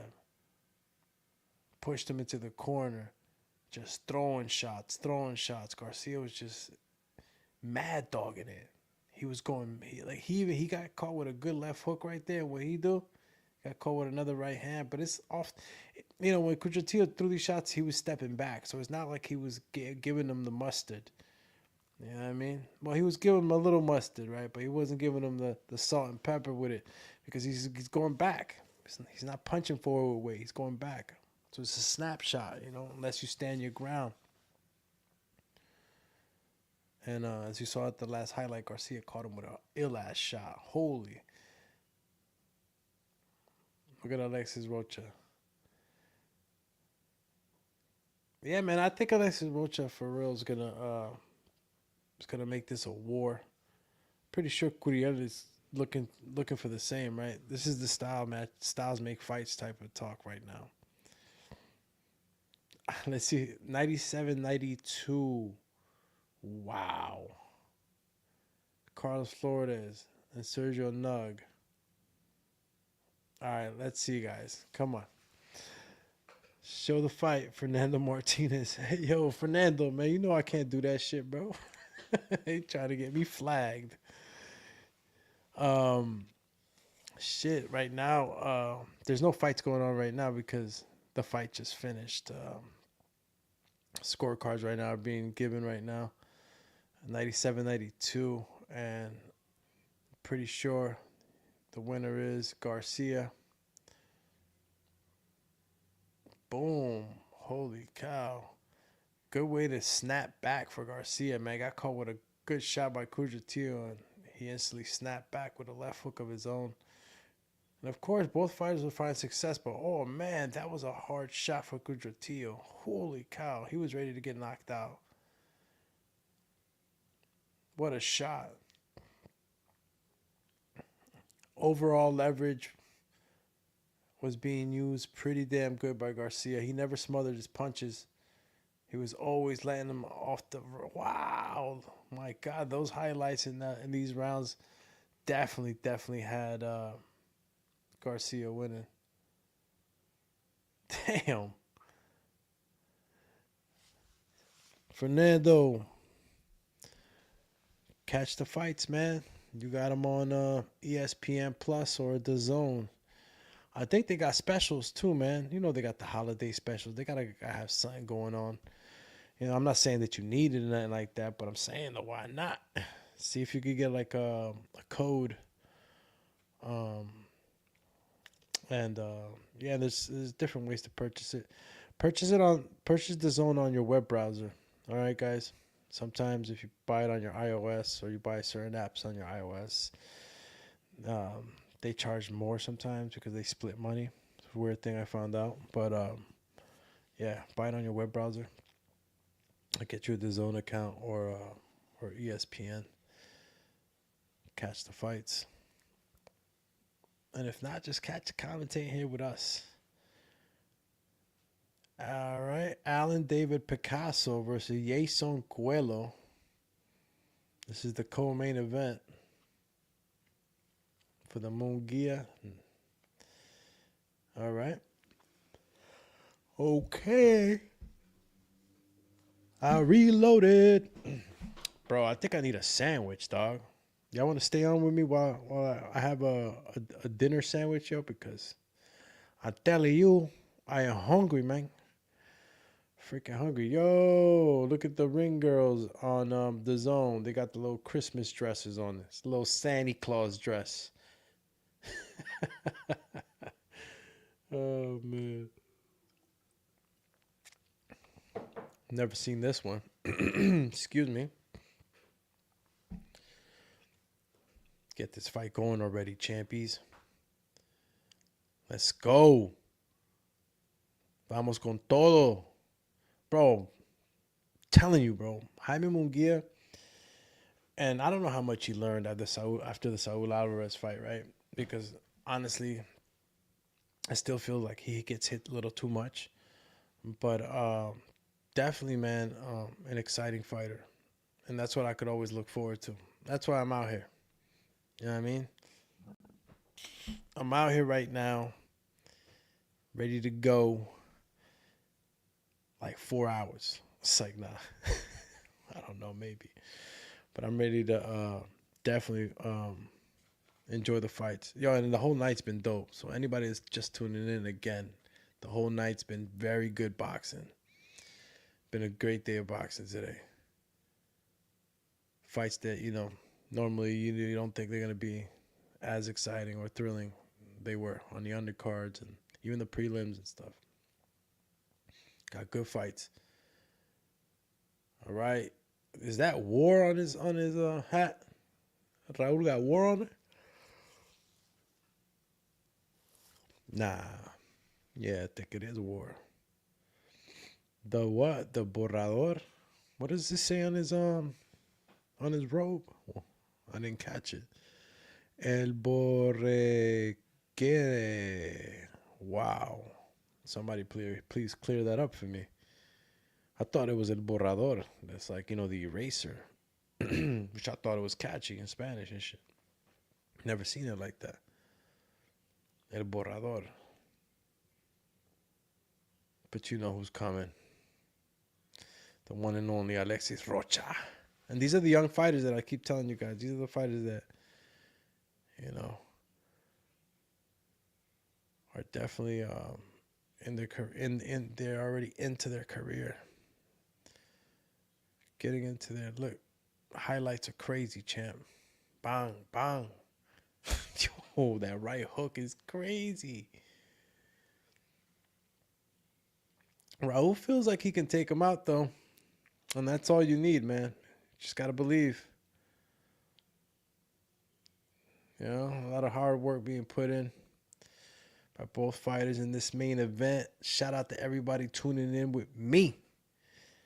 Who do you want to beat? Yo, I need a sandwich. I think I'm just gonna have to put in the special order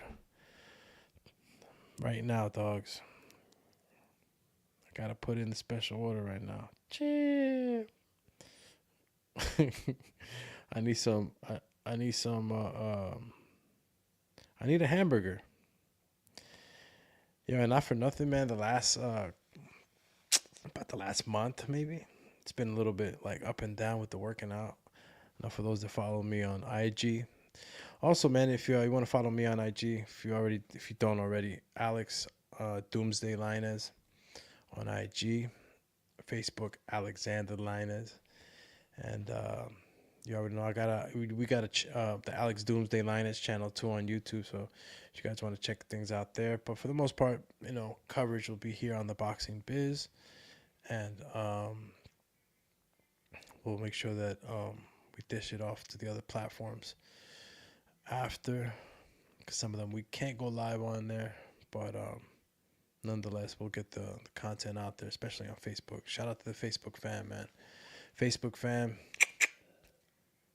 y'all my dudes and dudettes for sure. Again, we got the Alex Roacha versus Raul Curiel main event. As I asked for a sandwich from the kitchen. Like, I need a sandwich. Okay. Boom. Sandwich. Or Samson. All right. Top rank. Cuelo. I said, instead of sandwich, I wrote Samson. See if my lady can give me a sandwich. Yo, Alexis Roacha, you see how he's looking into the crowd, bro? I'm telling you, he's soaking it up right now. He's soaking it up big time. We're going to see a different side of, well, not a different side, but we're going to see an aggressive side of Roacha. Definitely going to be aggressive, man. He's going to want to finish Raul, I'm telling you. Two good fights, man. We got the co-main event on Top Rank ESPN. El Picasso jumping in. I don't know what he's wearing. El Picasso looks like he's wearing like a magic cape.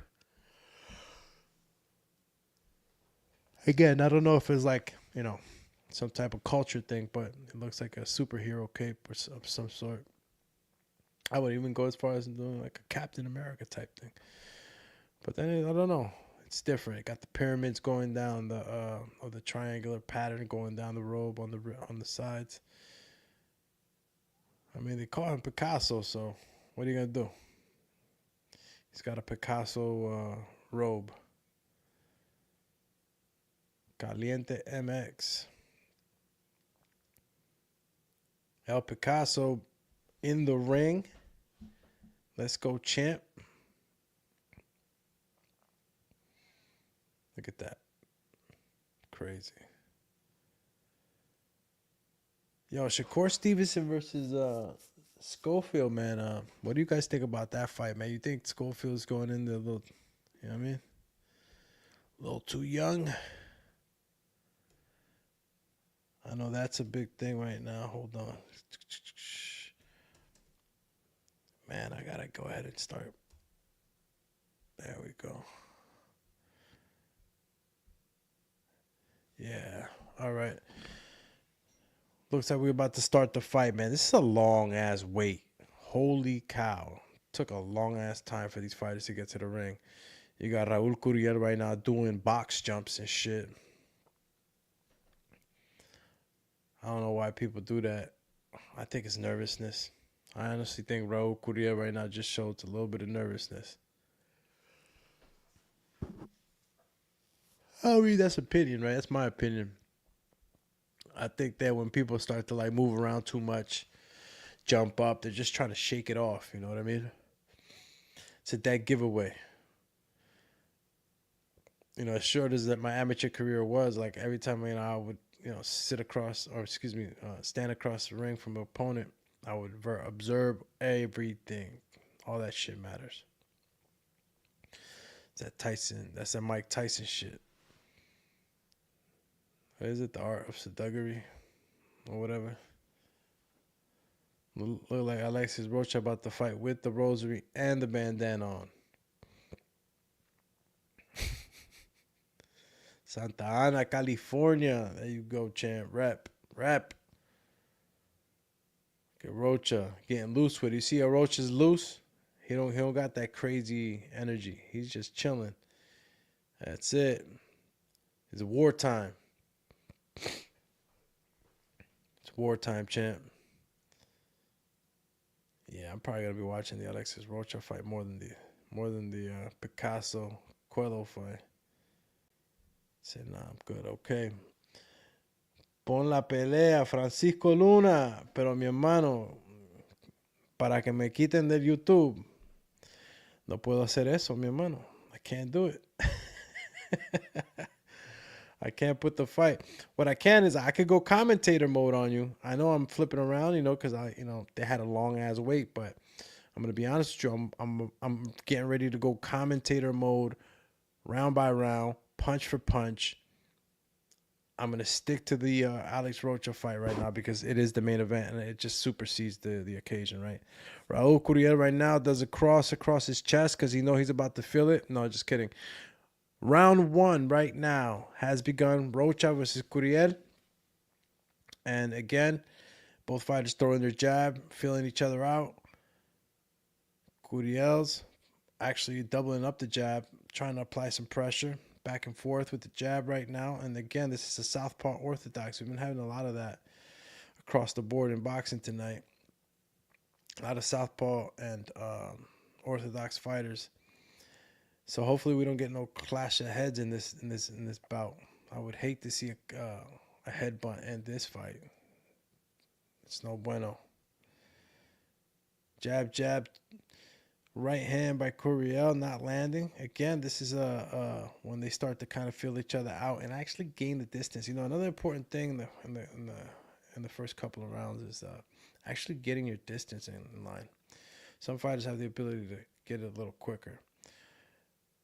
Curiel walking forward, and then dance rolls changing. Alex is walking forward now. Fighters throwing jabs. 1-1, and then right back hook by Curiel.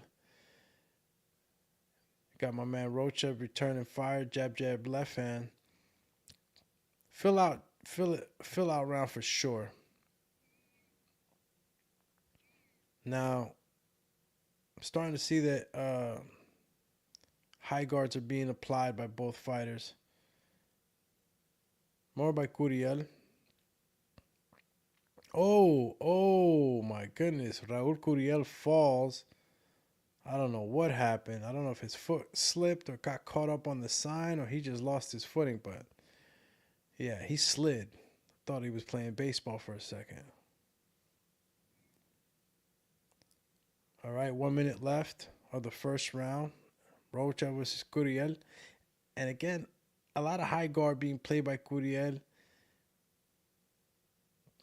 Good counter punching by Roacha, trying to return fire with the left hand. But he really hasn't closed the distance, really.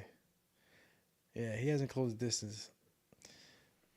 He's got to fill out that second round and start. There you go. Okay, now that last little 1-2 right now by Alex Roacha definitely showed me a little bit more of closing the distance between him and Curiel. 1-1-2-1 by Curiel. Center of the ring. It's jab for jab right now with Curiel and Roacha. Jab for jab, really. No big punches really landing. All right, we got 10 seconds left for the first round. Roacha, Curiel. And if we switch it over to Top Rank ESPN, Picasso and Coelho also finishing up. 1 minute left in the first round. And Picasso in this fight is the taller fighter, man. Let's see if he knows how to use his height to his advantage. We were just talking about that a little while ago. Coelho looks like he's playing games in there. A lot of showboating. Shout out to La Reina, Nelly Lainez. That's mom. Everybody show homage. Pay respects to the big dog, the one and only, Mama Dopplis. Buenas noches, mamá. All right. We're watching boxing, though, moms. This is boxing right now. All right. You got Top Rank, Picasso, Coelho finishing up the round. 15 seconds left. Looks like Picasso has taken advantage of the forward pressure and really pushed Coelho into the ropes this first round. This is what I'm saying about the tempo of fights, right? Different tempos. Picasso throwing some hellish body shots. Wow. Coelho tried to wing a good left, but missed horribly. I don't like the way Roacha keeps dropping that right hand, though. I mean, if he's fast enough to pull away from danger, then that's all good. But you see, Curiel just caught him with a left hand. He holds his right hand very low, a lot lower than his left. Now, I don't know, it's because he likes to stay loose, but, you know, when you start to cover ground, this is why the high guard by Curiel as he covers ground kind of works for him, you know? As long as he doesn't fight the whole fight like that, he's good. But when you're approaching your fighter, yeah, your high guard has to come up a bit. Even if you're in the defense, you have to be able to like have that right hand up, man. Those punches at the professional level are coming fast. Fast. Alexis Roacha, forward pressure, but still dropping that right hand. Curiel is standing tall though. Yeah, he's standing real tall. He's definitely using the height to his advantage. He's not landing the jab at all, though. I haven't seen it land just yet. Testing the guard, punching at Curiel's gloves. Alexis Roacha is able to kind of get a reaction from Raul. Good forward pressure. Who's this?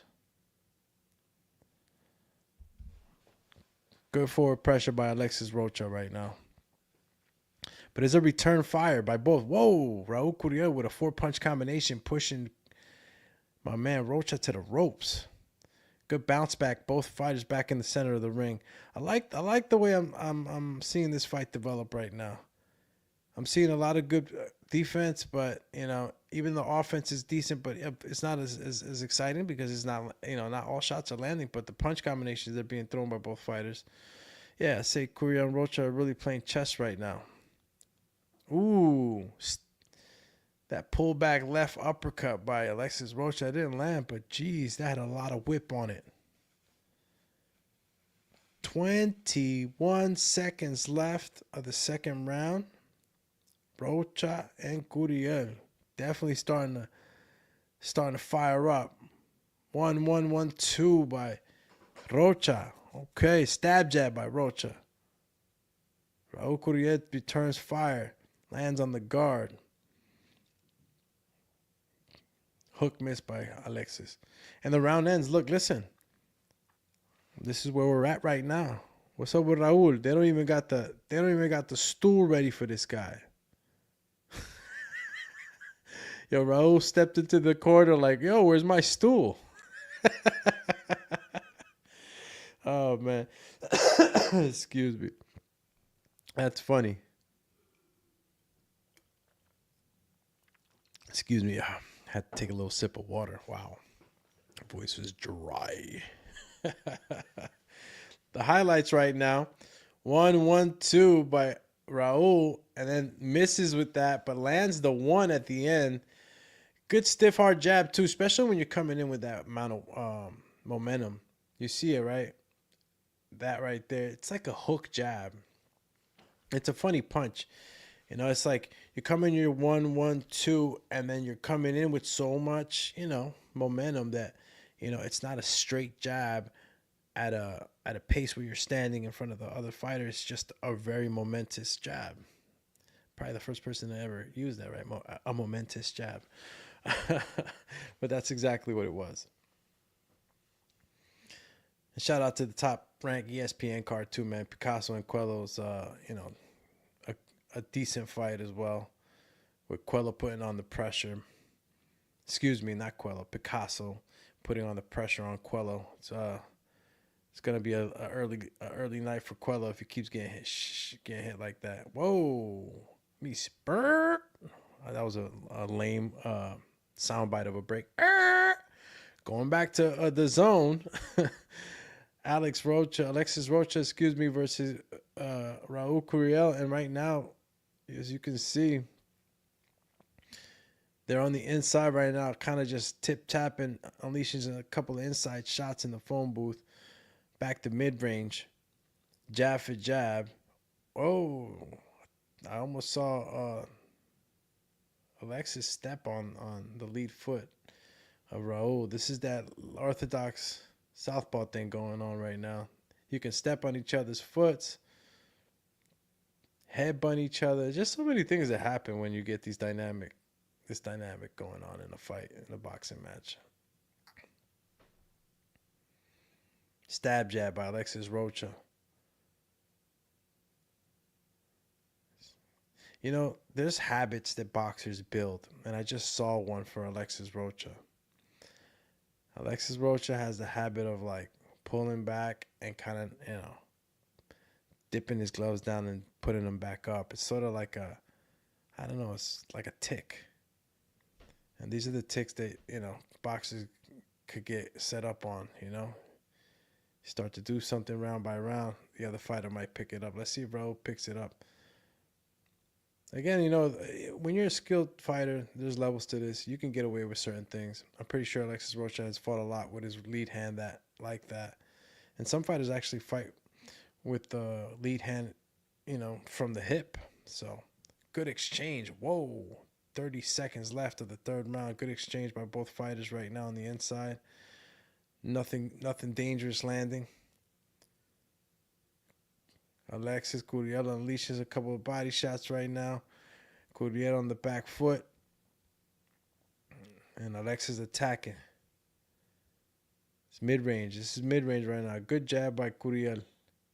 Oh. Okay. See, it's a lot of feinting towards the last seconds. Wow. Oh, good shot landed by Raul at the end. Jeez. There you go, the Christmas girls jumping in the ring. And I saw somebody else wearing the hat. Was that the announcer? That wasn't the announcer. I think it was the part of the card girl team and shit. Guy who hands the card over to the ladies. Got everybody dressed up like Santa Claus. Oh my goodness. Coelho gets dropped by Picasso. Oh, my top rank ESPN fan watching that fight. Damn. Your boy Coelho gets stopped. And just like that, Picasso paints the picture. That's what's up. A lot of people are watching this kid, man.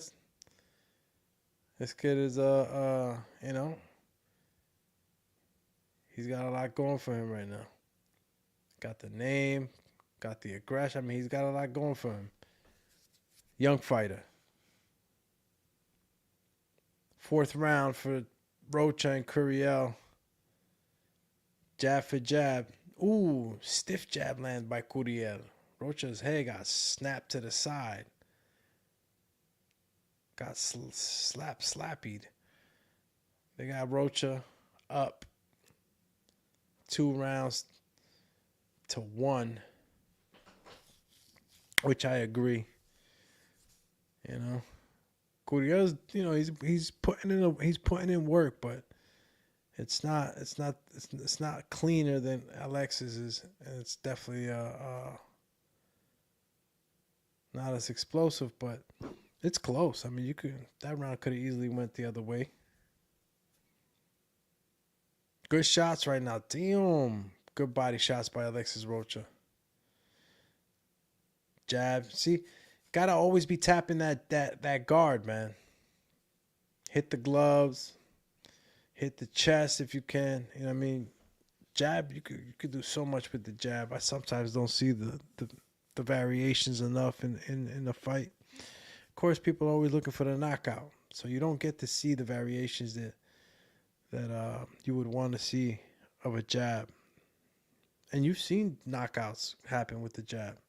You've seen knockouts happen with the jab to the body. Yeah, that's right. You get hit really. Oh, Alexis Roacha, multiple combinations, puts Curiel on the defensive, shelled up. Good speed by Roacha, man. Very good speed being displayed by Roacha on the back foot right now. Kind of luring in. Ooh, Curiel gets hit with a right hook. Got lured in by Alexis Roacha. Even the choppy punches on the inside by Alexis Roacha are really hammering away on the equilibrium, right? On the earpiece of Curiel. Shots Shots, I'm telling you, they could ring your ear, bro. Little snappy shots, pop, pop, pop, pop. It's like it's like you're curling and shit, like boom, boom, boom, like curling a curl bar with one arm, punching the hell out of them. That's the inside phone booth work. When you're on the inside, there's different ways to punch, right? You got the different measurements, your different distances. When you're on the inside, you gotta know your little tricks and trades, bro. So you got a lot of the old school fighters, old school coaches, I mean, and fighters, right? That teach the little rough and tough secrets of the inside fighting game.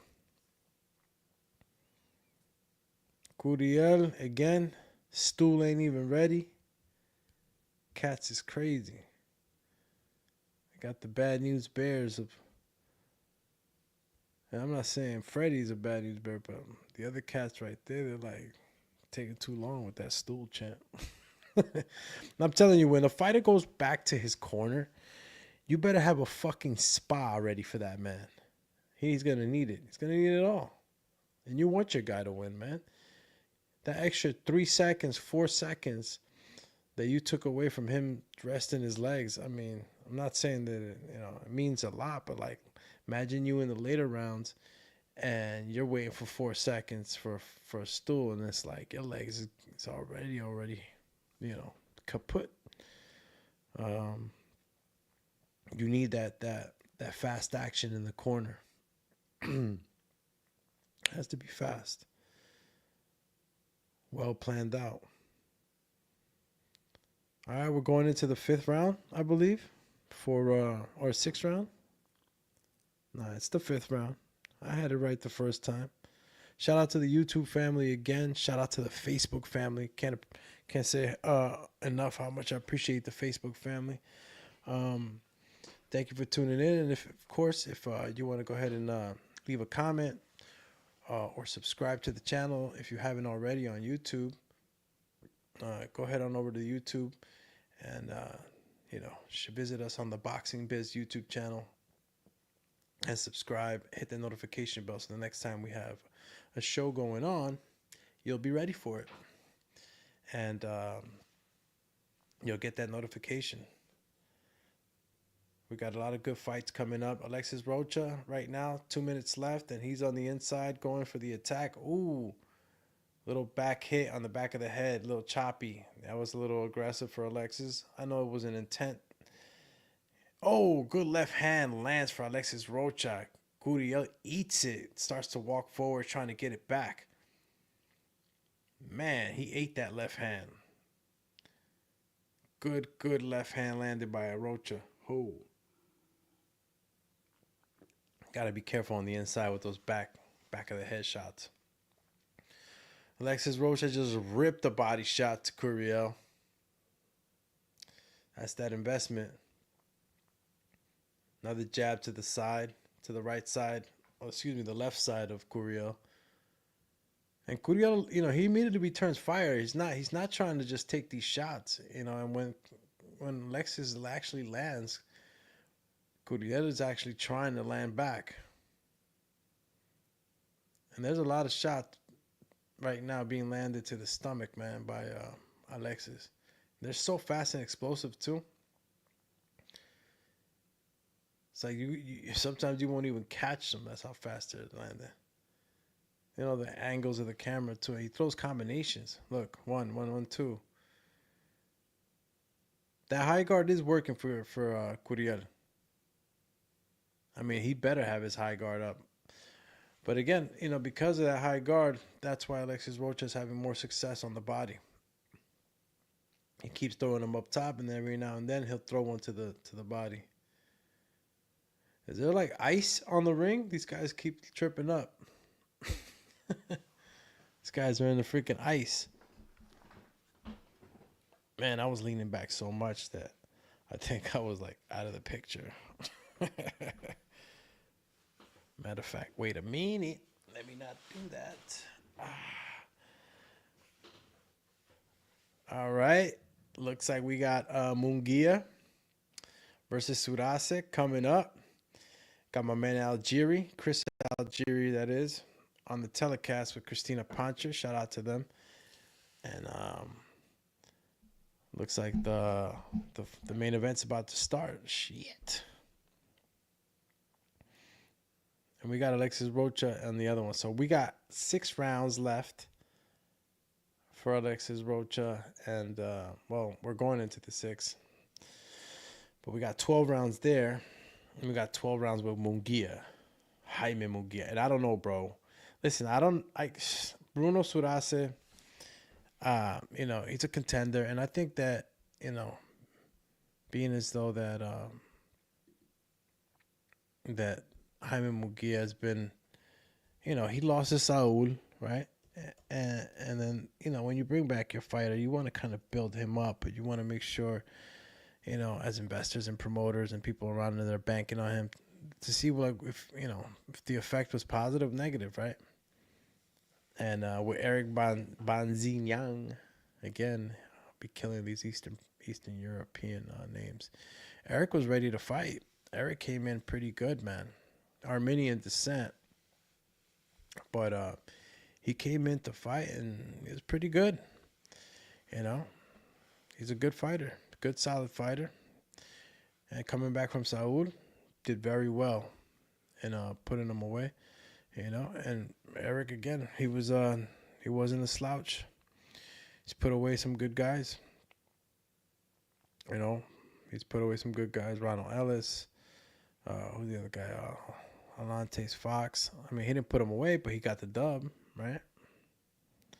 And that's what I'm saying. He was a formidable opponent for Jaime Munguia, and he was catching Munguia too much, man. Be super honest with you. He was getting caught too much. And that's why I'm curious to see how he's going to look with Bruno Surace, because you can't keep getting hit as much as Jaime keeps getting hit by guys that, are real sluggers, real power punchers. And I don't know how much more longevity Jaime has to his career. Only he knows. But obviously he's young. He has a lot of fights, though. Very active fighter. How many wars has he been on? Maybe a couple. I know one of them was with Saul, but he's been in there with a few guys that have hit him. And that could be detrimental. That could start to weigh on him. Definitely starts to weigh on you. And, it fucks with your reaction time, man. You get hit so many times in the chin piece, in the head, it starts to mess with your reaction time. And when your reaction time starts to go, that's when the problem starts, that's when the problems start. You can't get away from a punch. You can't hit as fast. Your reaction time and your explosiveness starts to go. Even if the muscles can, you can't, because the brain is the computer, man. That's it, man. We're going to close out this 6th round. 12 seconds left. Alexis Roacha versus Curiel. Raul Curiel. And I got it, Alexis Roacha all the way.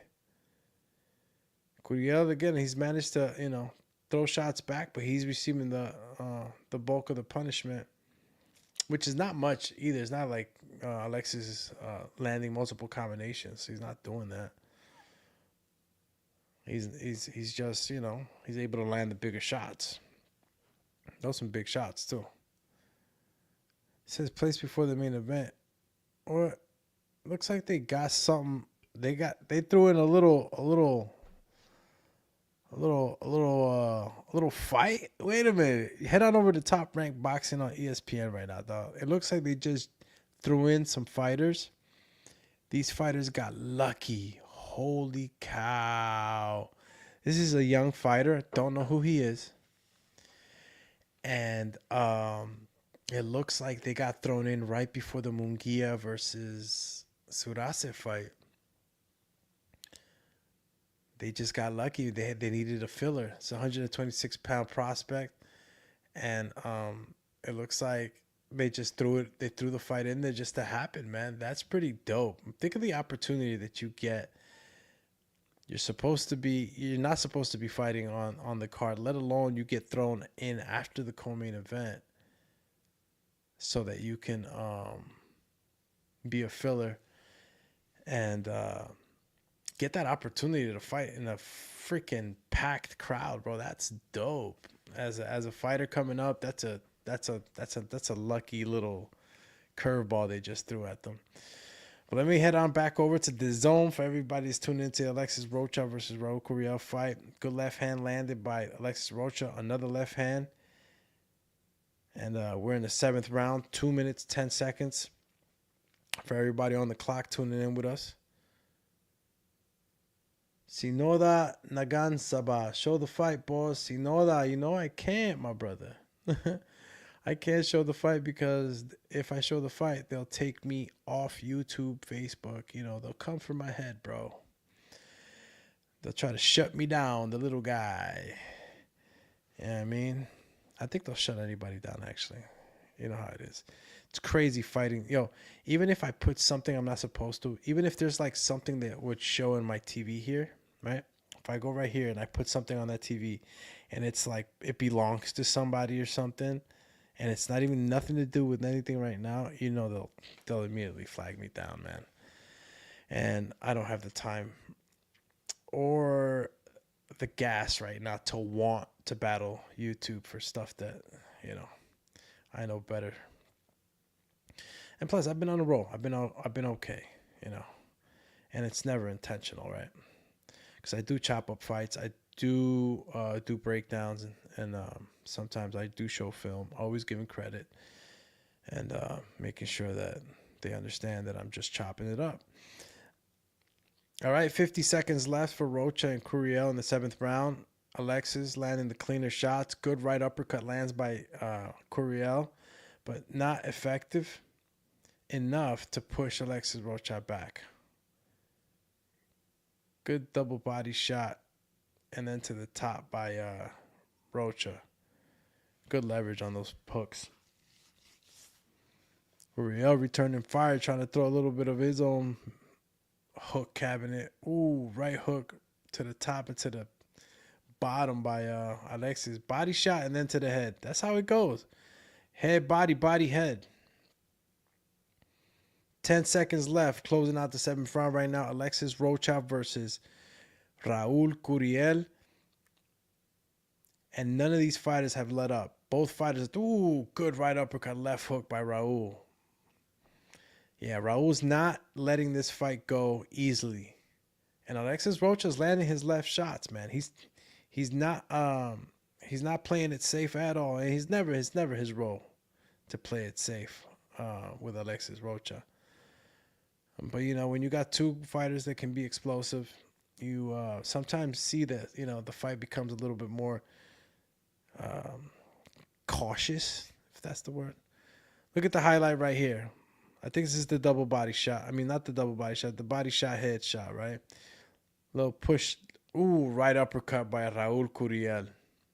Followed by the left hook. Followed by the right uppercut. Followed by a left. Oh, that was a good combination right there. Damn, multiple combination by Raul. Hey, sometimes you don't see the shots land, man, depending on the angle because of the, you know, where the gloves are placed and where the camera's facing.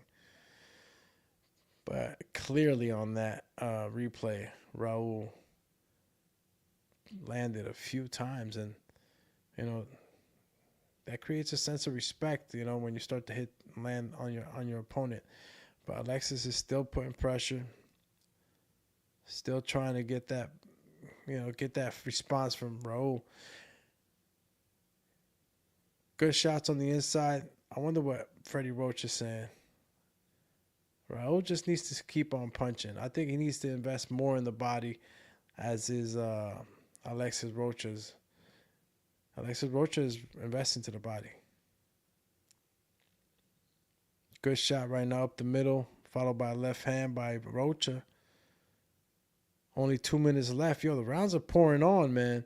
And they got this filler on Top Rank Boxing on ESPN. What the hell? You don't know. You don't see this all the time.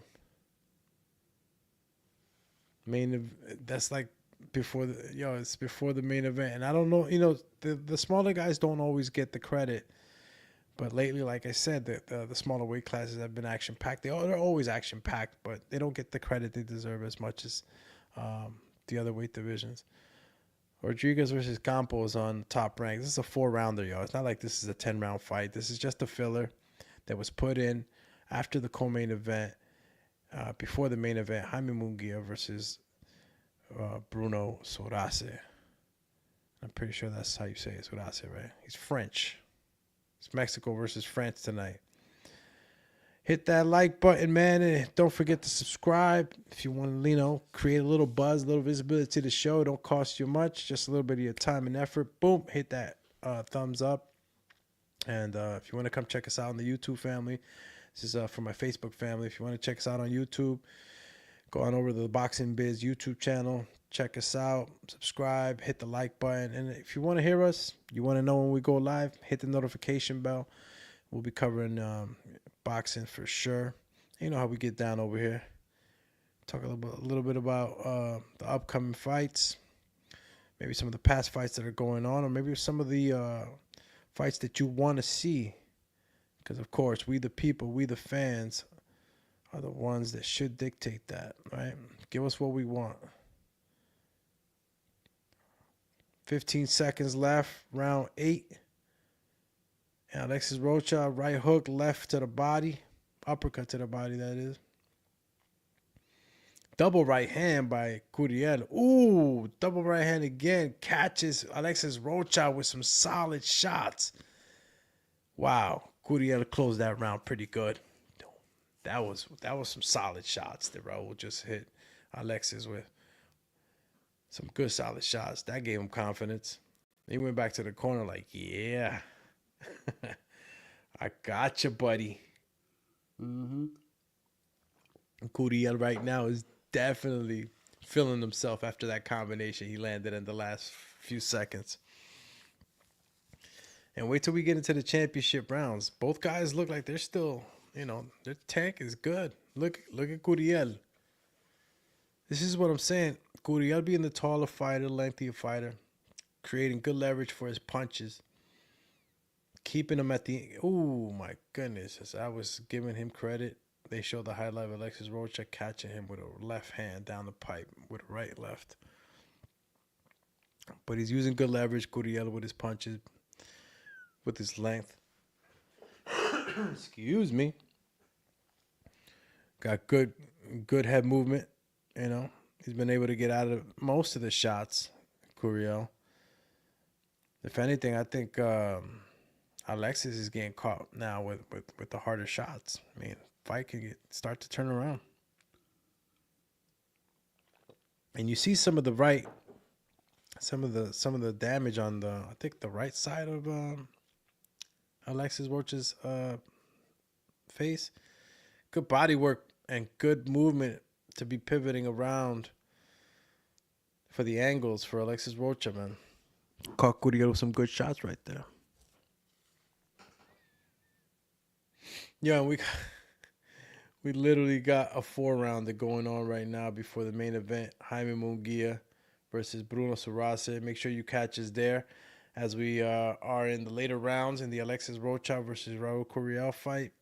You can see right now, Roacha 17 landed, 33-45. Curiel's got a higher landing percentage. I got a problem with that. Alexis is going to have to up the ante or increase his punch placement. He has to increase his landing percentage, man, because wow, good exchange by both fighters, man.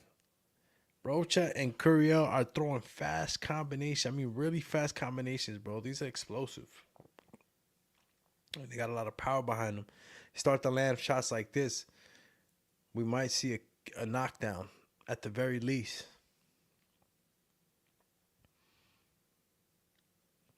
Good shots land right now by Roacha.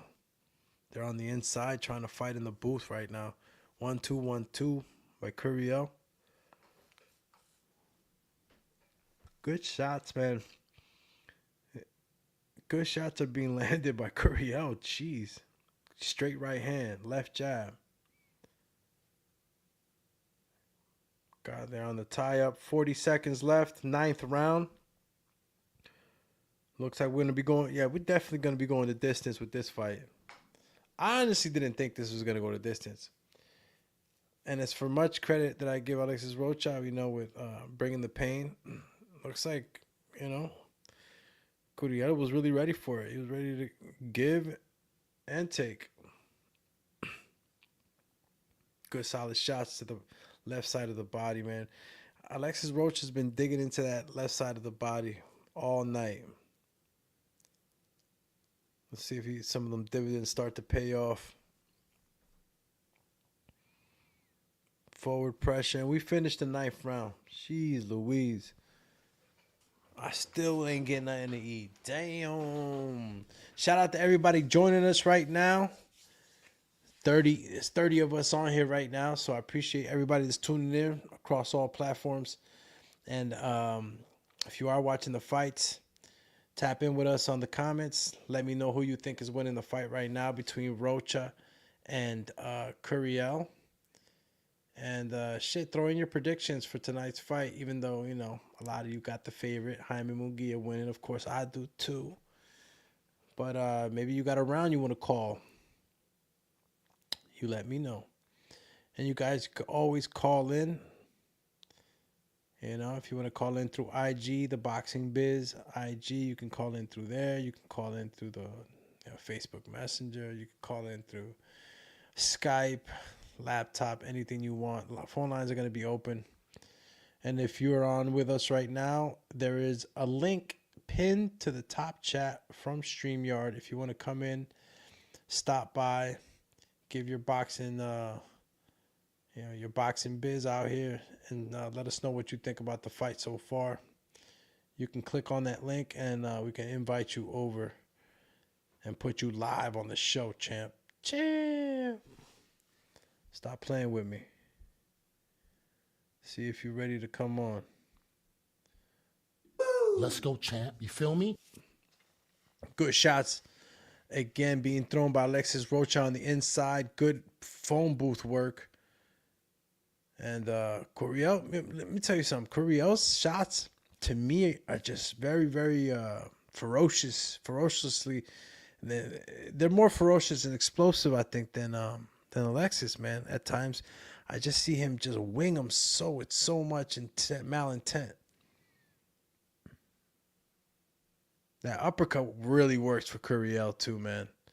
It just works. It works for the taller guy. It's the sauce, I'm telling you. Good right hand right now. Oh, another right hand. He's starting to mush Sosa. Sosa definitely got caught with shots. You can see he's got a little bit of swelling. Nothing too bad, but he's got the little swelling going on in his face. Another couple of shots being landed by both fighters. No headbutts, though. Thank goodness. Flurry thrown by Raul right now. Straightforward punches land. Maybe 2%. Two of them landed. 2%. Look at me. 1-2, 1-2, 1-2. Oh. Let me tell you something, bro. Give me 2 seconds while I use the freaking bathroom. You know what I'm going to do? I'm going to leave you a mariachi real quick, all right? Give me 2 segundos.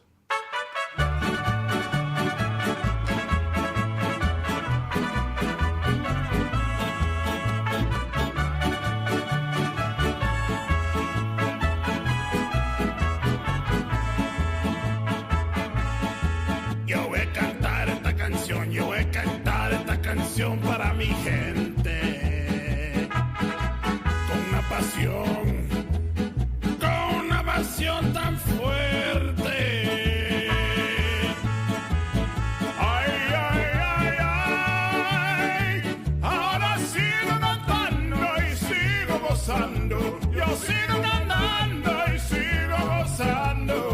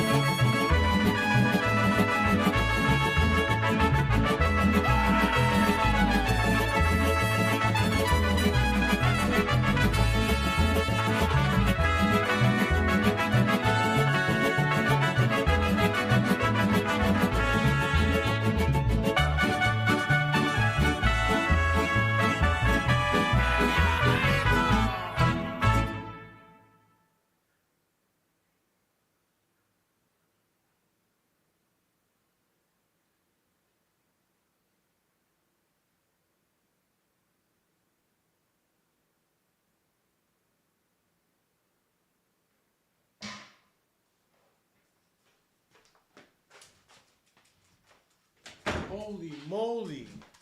Damn, I thought I had the action playing. Damn, don't tell me the music stopped. The mariachi stopped? Shh.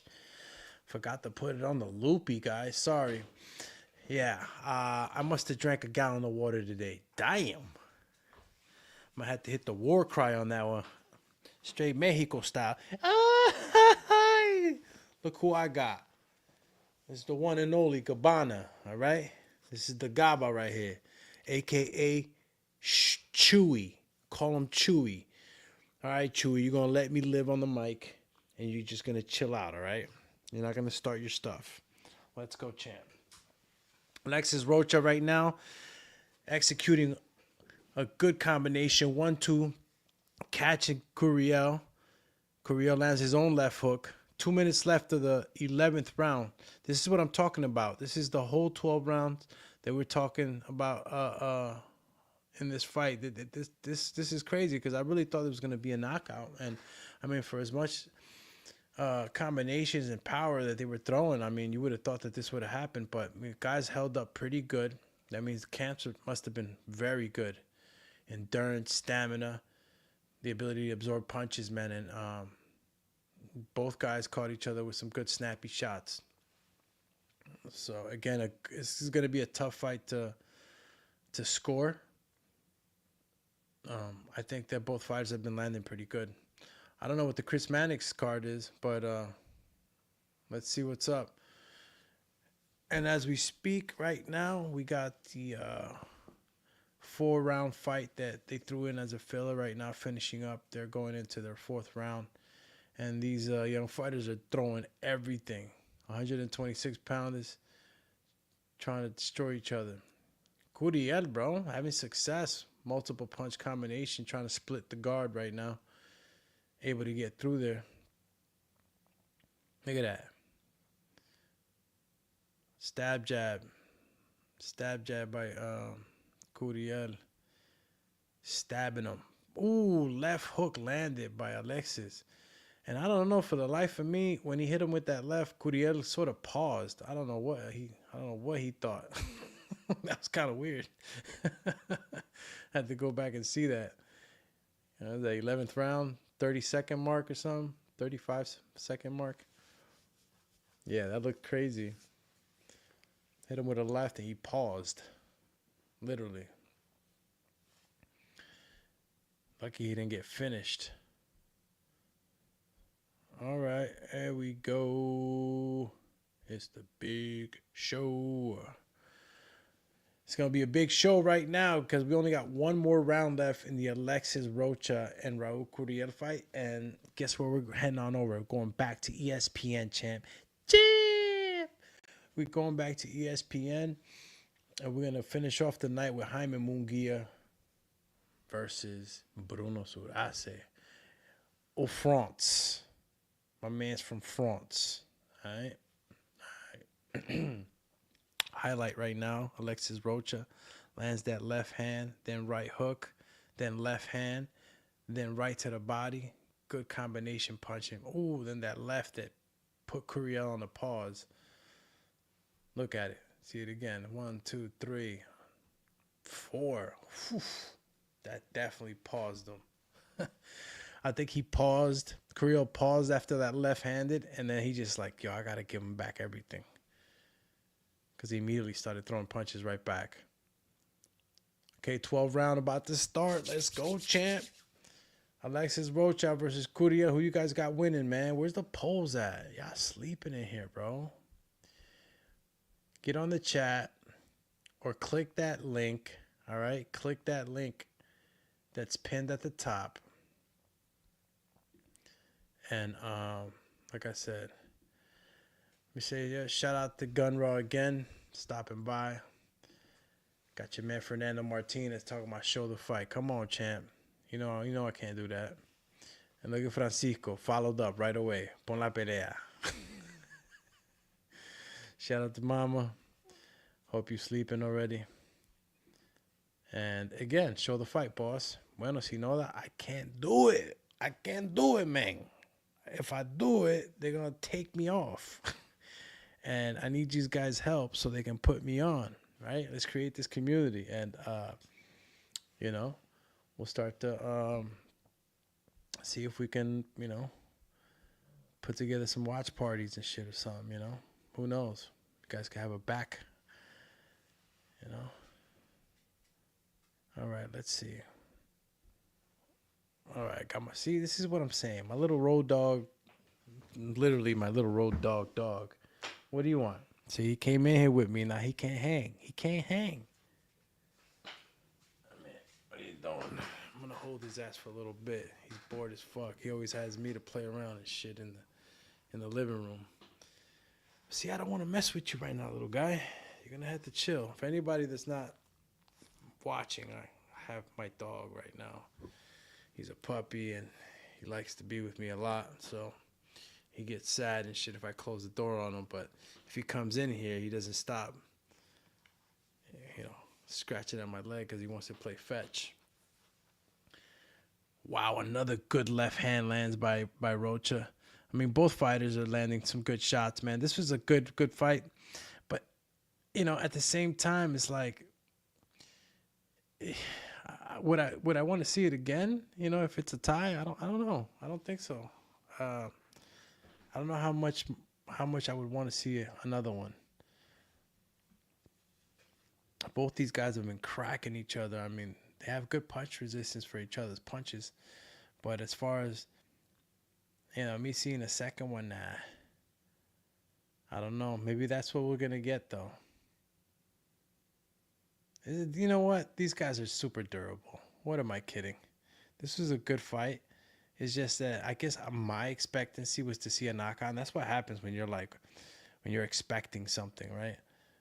So you tend to get disappointed a little bit. But both these fighters have been really, really, really wailing on each other, bro. And they've held up pretty daggone good. And there was no piece it up at the end either. These guys didn't like each other. You saw that. Definitely didn't. They didn't dab each other up like, yeah. No. These guys had a little bit of beef going. Still fresh, obviously. They just finished punching each other in the face. And right now, right now it's up to the judges, and I'm telling you, man, it could go either way now.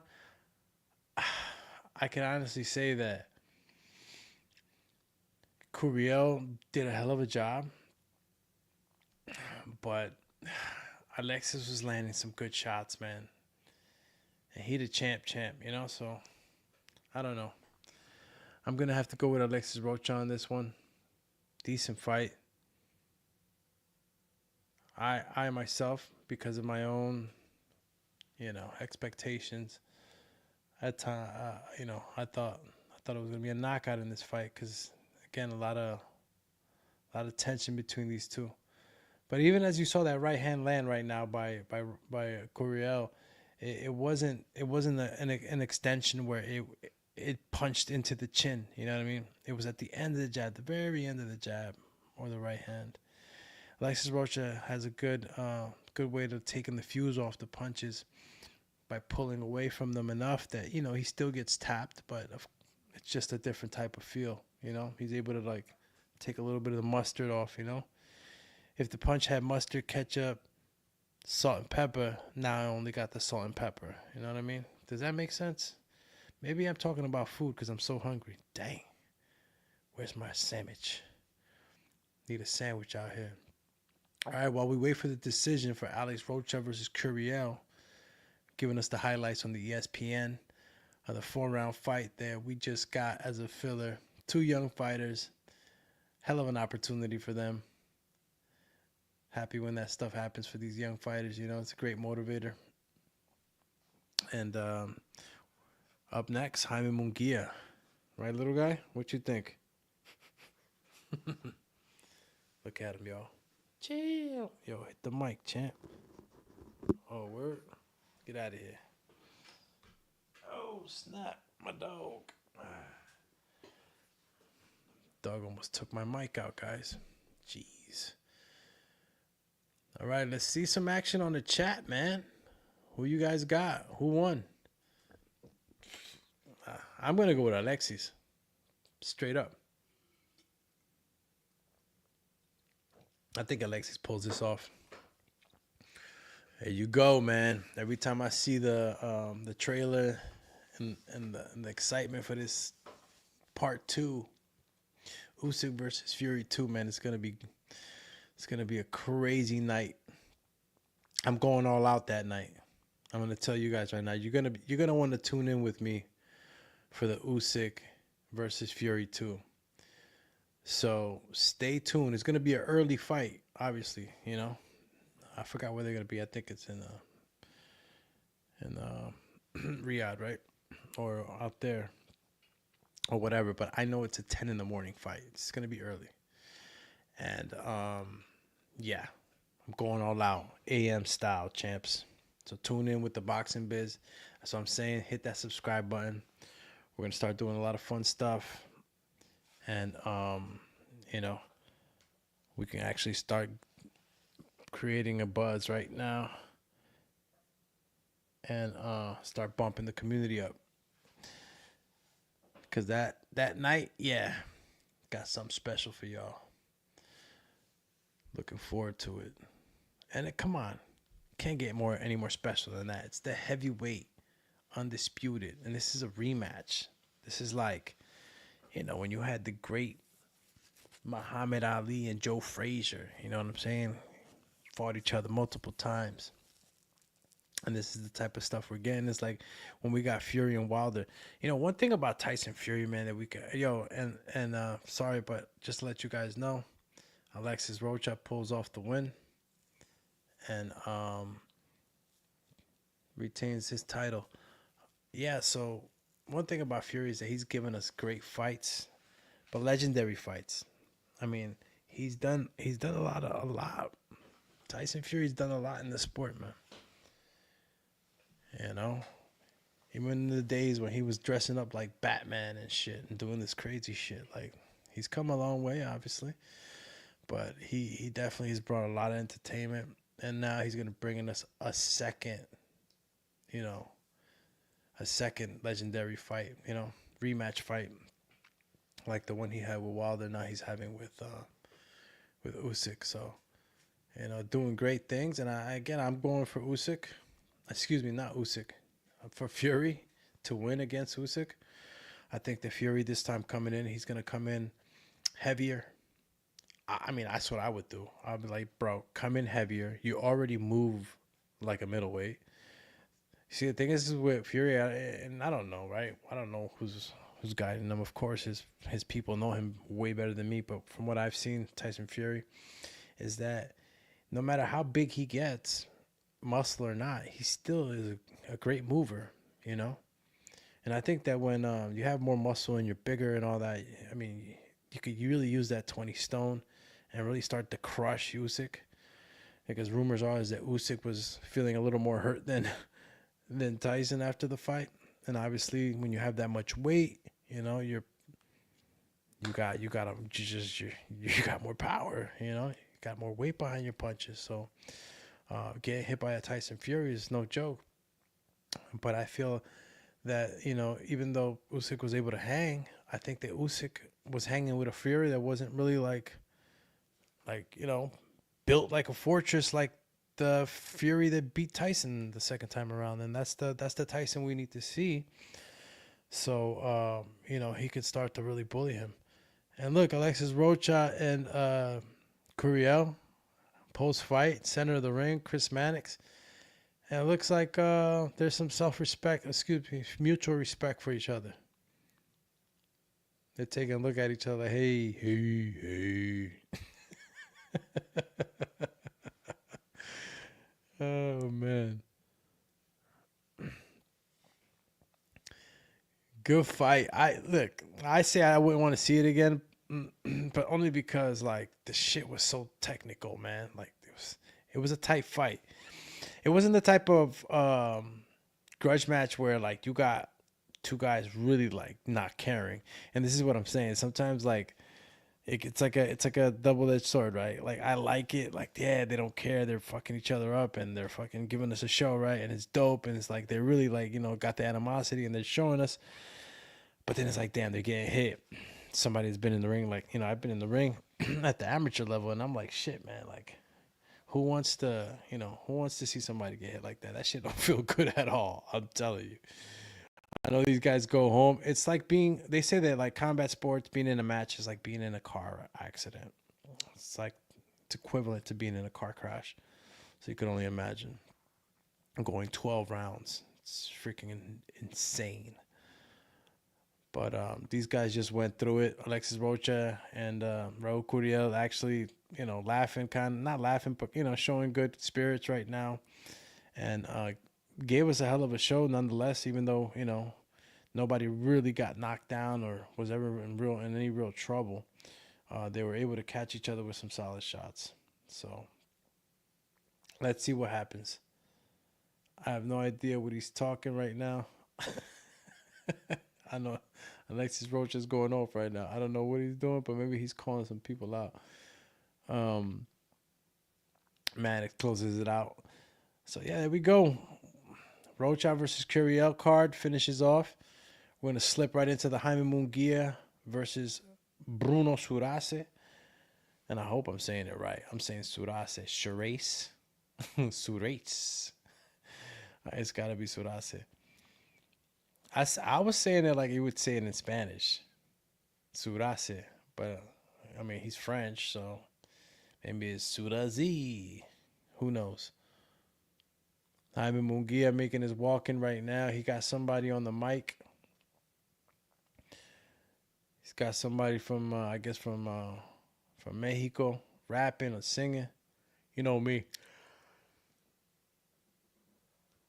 I fucks with the music, but I just don't know the artist right off the dome. So this guy's probably some famous guy from Mexico, and I don't know. So apologies. All right, this is Jaime's night, man. He's feeling good. He's feeling good. I mean, look, this is a showcase for him. Jaime Munguia is coming into this fight, and he's gonna showcase the shit out of this shit. Even though the guy, is definitely, an undefeated fighter, contender. We're gonna go ahead and see what he's made of, man, because Jaime Munguia is motivated. Shout out to Julio Hurtado. What's going on, campeón? He says Munguia will win the fight for sure. Hell yeah, I totally agree. Munguia's in the showcase. He's going to look good in this fight, man. Munguia's going in there to really, really make sure that people remember who he is. And, he's always been, a good candidate for being a champion, collecting the belts and stuff like that. But there's some things that he has to do different if he wants to compete with the highest of the levels, because some of these guys are just going to be able to hit him too much. And he gets hit. And I know that you're supposed to learn after you fight a guy like Saul, but, old habits die hard sort of thing. You go back to your old ways and you just start to go in there and go into a fight. And Munguia, he can really start to cut his boxing life short if he gets in there with some heavy hitters. I mean, you saw what happened to him when Saul hit him, and my man Canelo's like 5'7", y'all. He's little, champ. He's definitely an explosive puncher. Saul. Canelo is definitely an explosive puncher, but damn. And then when you're talking about guys that are true super middleweights, then you're talking about guys that can really, hurt you. And I'm not saying that Canelo didn't hurt him. I'm just saying that like it really, really hurt you, And plus, Canelo's Canelo is, man. Canelo's a freaking... He's a goat. He's one of the goats. You don't get too many like him.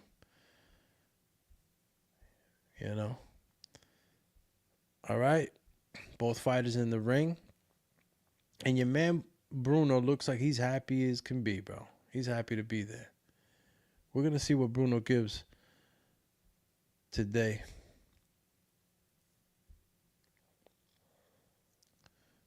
Yeah.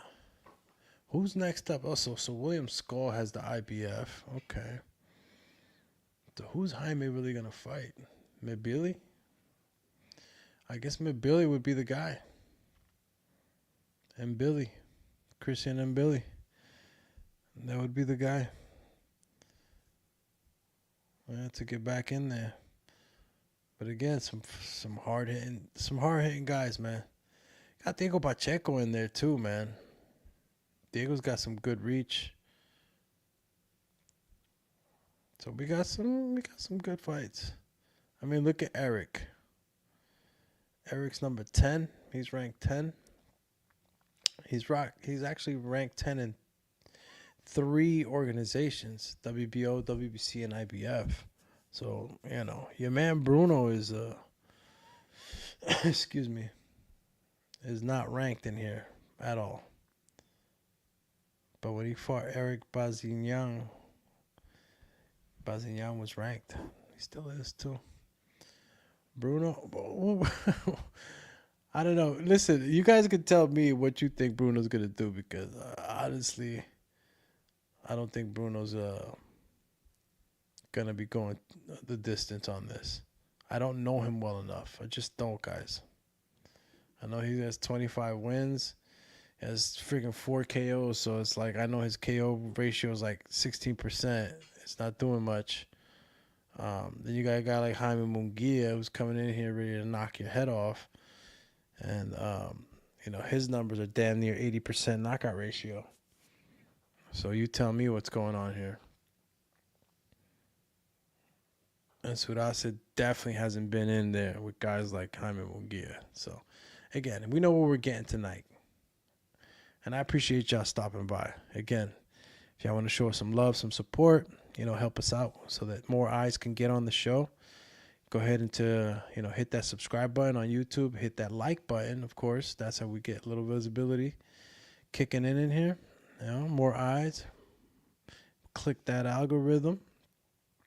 And if you want to make sure you don't miss the next Boxing Biz Podcast episode, you go ahead and hit that notification bell, so you get that notification every time we go live, champ.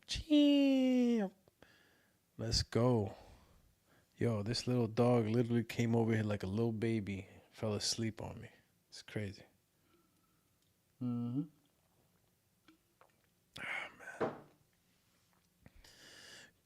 Sit. I'm going to have to close out the card over her. Yo, Alexis Roacha was happy as hell. He caught that though. He really he was beefing with Curiel, and it's good when you see the fighters at the end of the fight piece it up, or not even piece it up. They didn't piece it up, but it was all love. It wasn't nothing crazy. And Curiel fought a hell of a fight. We're gonna close that out now though, and we're gonna go super live right now. Of course, top rank Jaime Munguia versus Surace.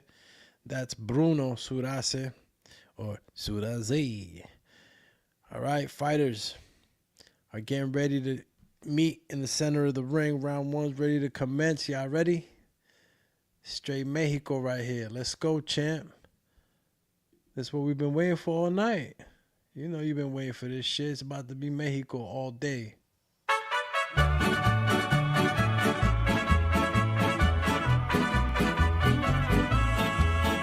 Let's go. First round. It's a 10-round fight. And the action's beginning. You know how it is. First round, second round, third round, field round. All we're doing is just filling each other out. That's what they say. Pause. Jab for jab. Don't tell me this is... Oh, okay, I thought it was another southpaw orthodox. But both fighters, orthodox. And Bruno is... I guess his nickname is Bam Bam. All right, so you got Bruno Bam Bam Surace just filling out the distance, and you see Munguia right away trying to jackhammer that jab in there. Good side-to-side movement, followed by a jab for Munguia. Bruno able to reach Munguia with a jab to the chest. That's no good. If you could touch the chest, you could touch the head. You know? And there we go. All fill out round. I'm telling you. Should just be I should just You shouldn't talk anymore. Nah, I'm gonna keep talking, champ, but I'm saying I should just, talk about something else. Another super middleweight fight, maybe. I mean, where does Munguia go from here? This is the question, right? Where does Jaime go from here? We just saw the rankings, and I don't know. How fast do you get back up there? Yo, and I can't believe Saul got all. I mean, who's next? Who's next? Who's next for the golden ticket, man? Because Saul got it. The only reason William got it is because he had to drop it. That's freaking crazy, yo. So you mean to tell me that as long as Canelo's around, there's not going to be a new 168-pound champ? I don't see none of these guys taking it from him. I think that you're going to see this. You're going to see this undisputed. It lasted as long as it was going to last.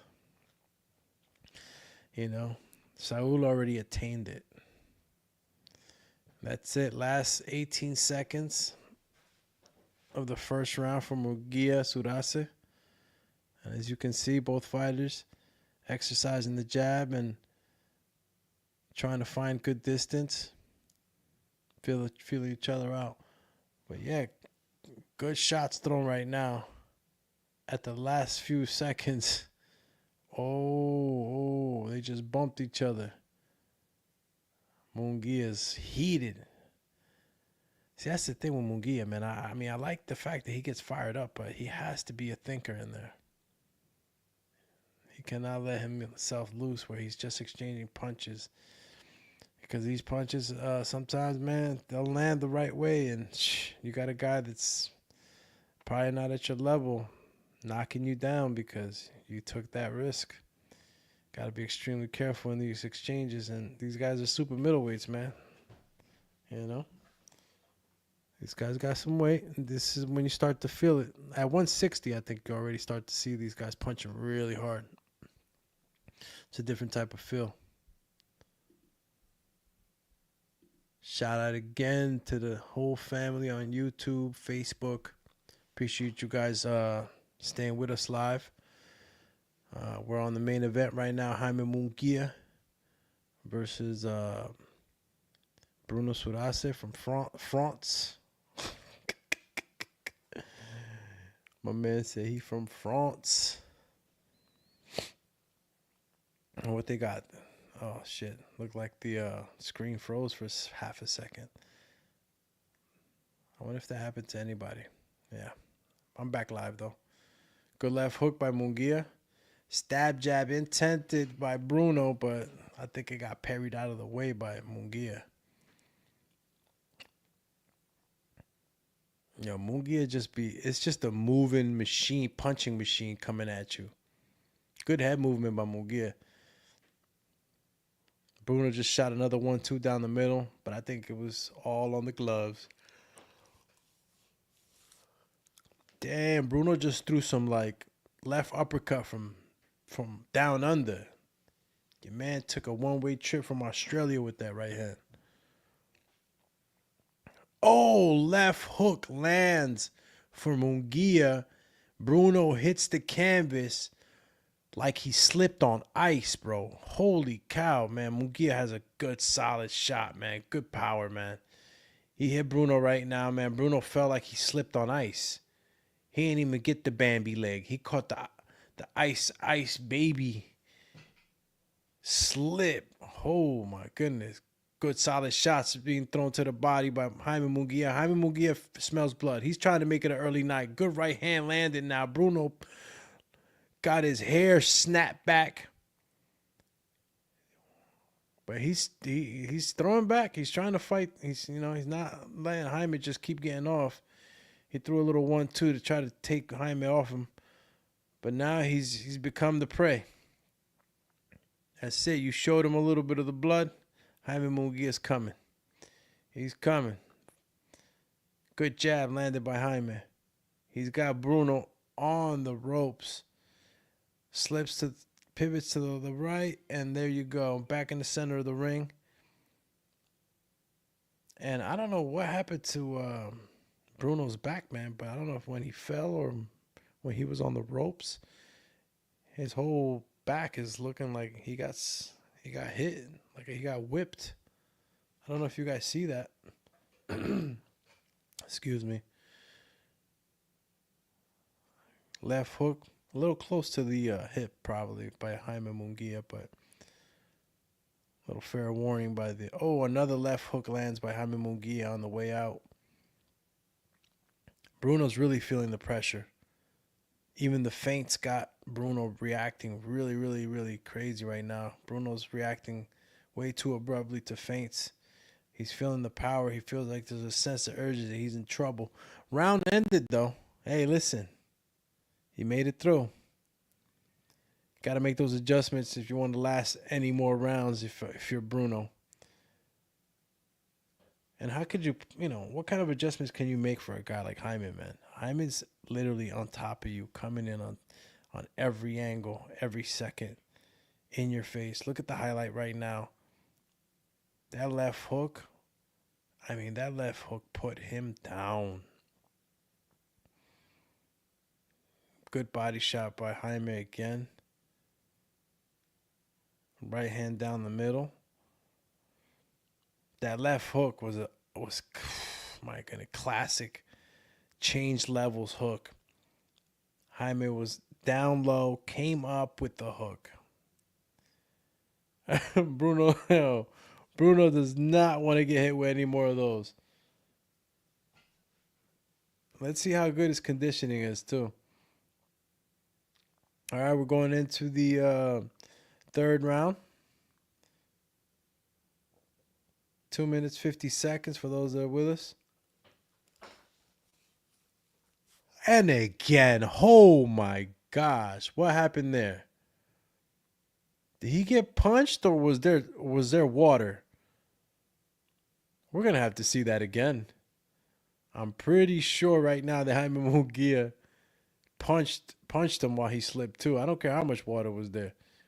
Solid shots. Bruno on the ropes. Bruno tries to peel the guard and throw his own right hand, but to no avail. You got the Mexican Terminator or the Mexican Michael Myers walking towards Bruno with no respect whatsoever. Calculated and just waiting to place his shots, Jaime Munguia is. And we got 1 minute, 55 seconds on the clock for the third round. So we got a whole 2 minutes. And we got momentum right now. Jaime has momentum. Looks like there's a new comment on here. Let's go, champs. Who's this? Leo, what round is this? It's round 3 right now, Leo. We got 1 minute, 32 seconds on the clock. And you got Jaime Munguia, who already knocked Bruno Surace 1 time already. And it looks like Bruno's going to hit the canvas again if he doesn't start to throw back. You can't let Jaime Munguia get comfortable, especially when he's on a momentum. Good right hand thrown by Munguia. Made Bruno dance on one leg. Did everybody see that? Munguia threw a right hand, landed, and he literally hopped on 1 foot. I don't know what happened to Bruno on that one. Good shots trying to get out the side door for Bruno, man. Jaime Munguia attacking with that high guard. And it's not just like a plain high guard either. Munguia walks, when his high guard is when he's walking in, he's also moving side to side. So the guard moves a little bit. You know what I mean? And that's another thing you can time. I love coaching, man. I'm telling you, you just see so many things when you see these fighters in the ring.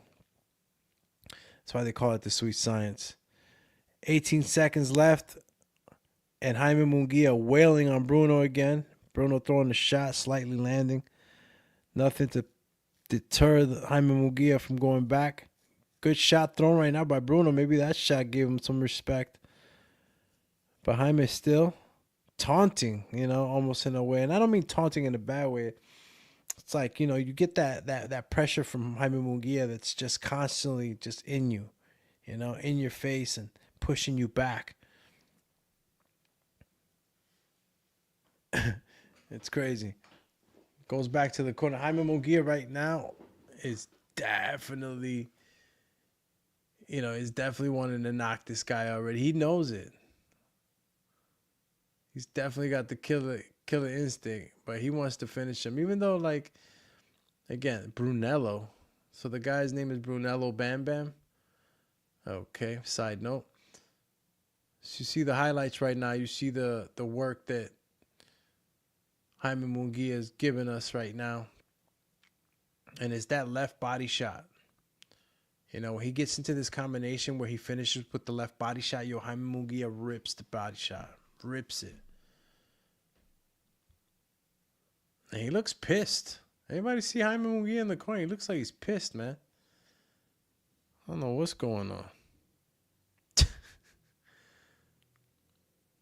He's got the killer instinct right now.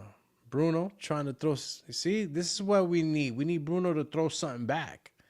We need to keep Jaime off. We need to last till the 6th round at least, champ. Need to last. See what Jaime got. I mean, look, he's an undefeated fighter, Bruno. So it's not like it's not like Munguia's fighting a fighter with losses. Oh, what was that? Did Jaime almost slip or did he get cracked? There's something always going on with the canvases in these rings. Somebody got to come up with something that's super good, where it absorbs water or some shit. Where's all the smart guys at? All the engineers and shit that develop shit. I'm tired of seeing fighters fall on the fucking canvas, either because of some sponsor decal or the freaking canvases just ain't good quality. I don't know. Shout out to Pro Last. Buddies at Pro Last, man. They got some good stuff over there. Jab for jab. Look at him. Jaime. The Mexican Michael Myers. Chill, champ. Good left shots and right overhands by Jaime Munguia. He's really digging in. And Bruno, managing to weather the storm a bit. Doesn't get caught with anything real solid right now, but, we're about to go into the second half of the fight in another 2 rounds. How much Bruno can do, I don't know, bro. It's hardcore right here. I don't know how much I could do without eating a sandwich right now. How about that? Call me, I need a sandwich. All right, 50 seconds of the 4th round. And Jaime Munguia hitting him high, hitting him low, working the body, going back up top. Definitely looking to land real hard shots. Oh, left uppercut thrown by Bruno. Shit, these are the shots that I'm saying, man. Jaime can't be getting hit by these type of shots when you're facing guys with more punching power. Look at that. Bruno managed to push Jaime back a little bit. lasted for 2 seconds, but good work. Good pushback by Bruno. That's what we want to see. We want to see a fight. We want to see an ass beating too, but shit, if we could see the fight. Look, Bruno threw his hands up like he won already. That's it. He won. This is what it was. This is what it was. Munguia, Surace. I don't know, man. It looks like Bruno's starting to throw back. Maybe he got warmed up. And listen, if Munguia's having trouble with a guy like Surace, then I don't know what to tell you.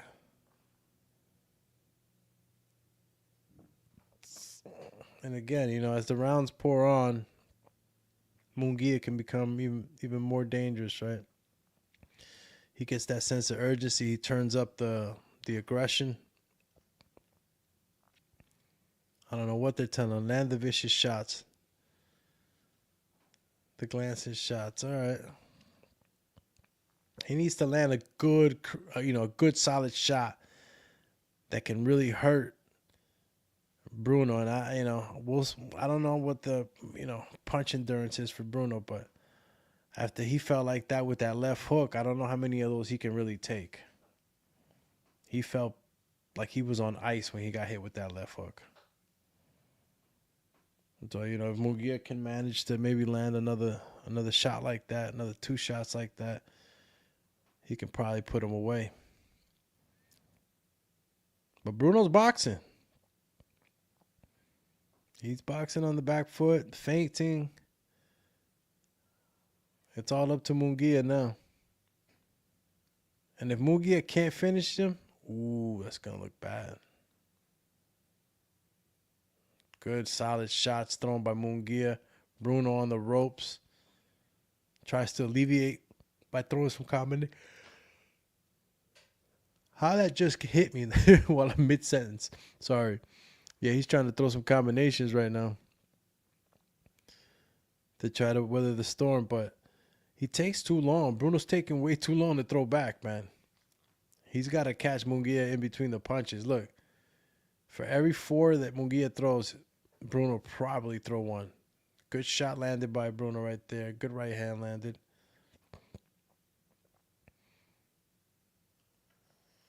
Munguia's left body shot is taking a toll on Bruno.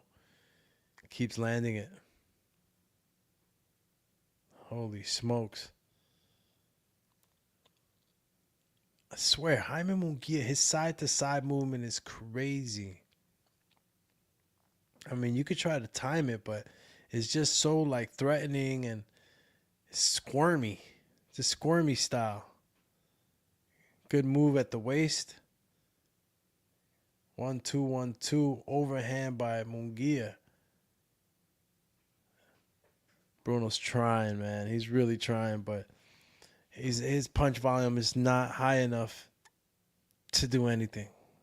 His punch volume is not gonna win him the fight. Bruno's punch volume is super low. I think that Jaime Munguia is either, I don't know. Oh, he just got hit with a left hook. Yo, Bruno landed a left hook on Munguia. Wow. That shit. You're not supposed to be getting hit with those left hooks, champ. No way. Yeah, Jaime just got hit with a left hook that, nah. You ain't learned from Canelo, man. Another overhand right for Bruno. And, Munguia closes the round pretty good. Hey, listen, I'm not saying that Munguia gets hit a lot, but sometimes he just gets hit too clean. You get that? There's fighters that'll get hit a lot, but it's they're taking the fuse off of it. They're taking some of the power out or mustard out of it. There's different ways to parry, deflect. Jaime Munguia's catching the punches with his face. When he gets hit really hard. That left hook was, whew. And you see Jaime Munguia, he's got a little bit of a shiner already. That black and blue is shining. There you go. We're going into the second half. This is happening. Second half of the fight. 10-rounder. Easy. And Surace, I mean, they're saying that Surace has fast hands. I mean, they're only fast once in the blue, and the only reason they're fast is because you're not expecting him to even throw a punch. He ain't throwing nothing. He dancing on the back foot. And every now and then he'll throw something, but it's not enough.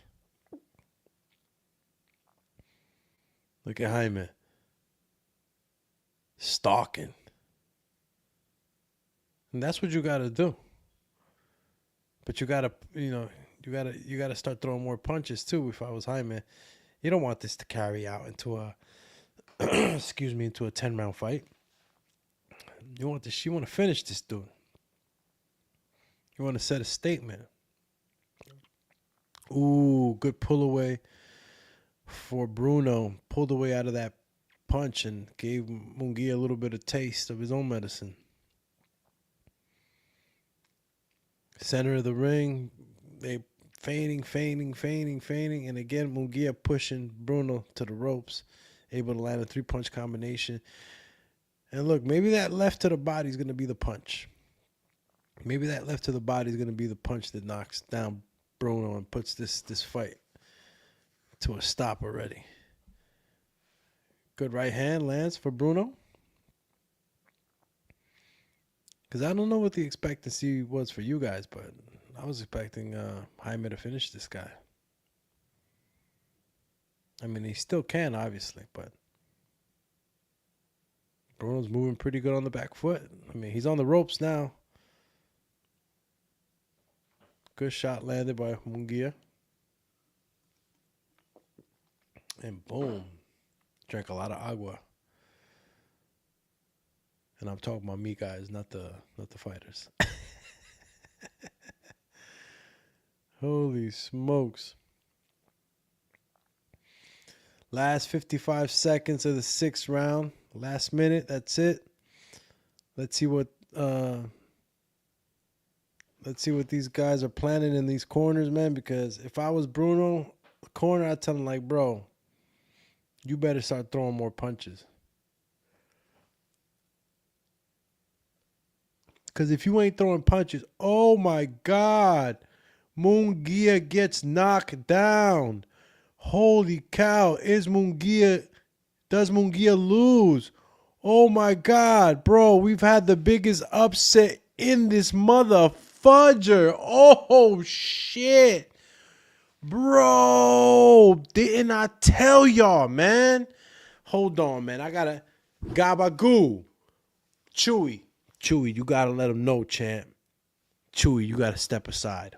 Oh, my God, dog. Bro, this is one of the biggest upsets of this year, bro. Bruno Surace with a super punch from the gods, for real. Look at this. Right hand, as clear as day.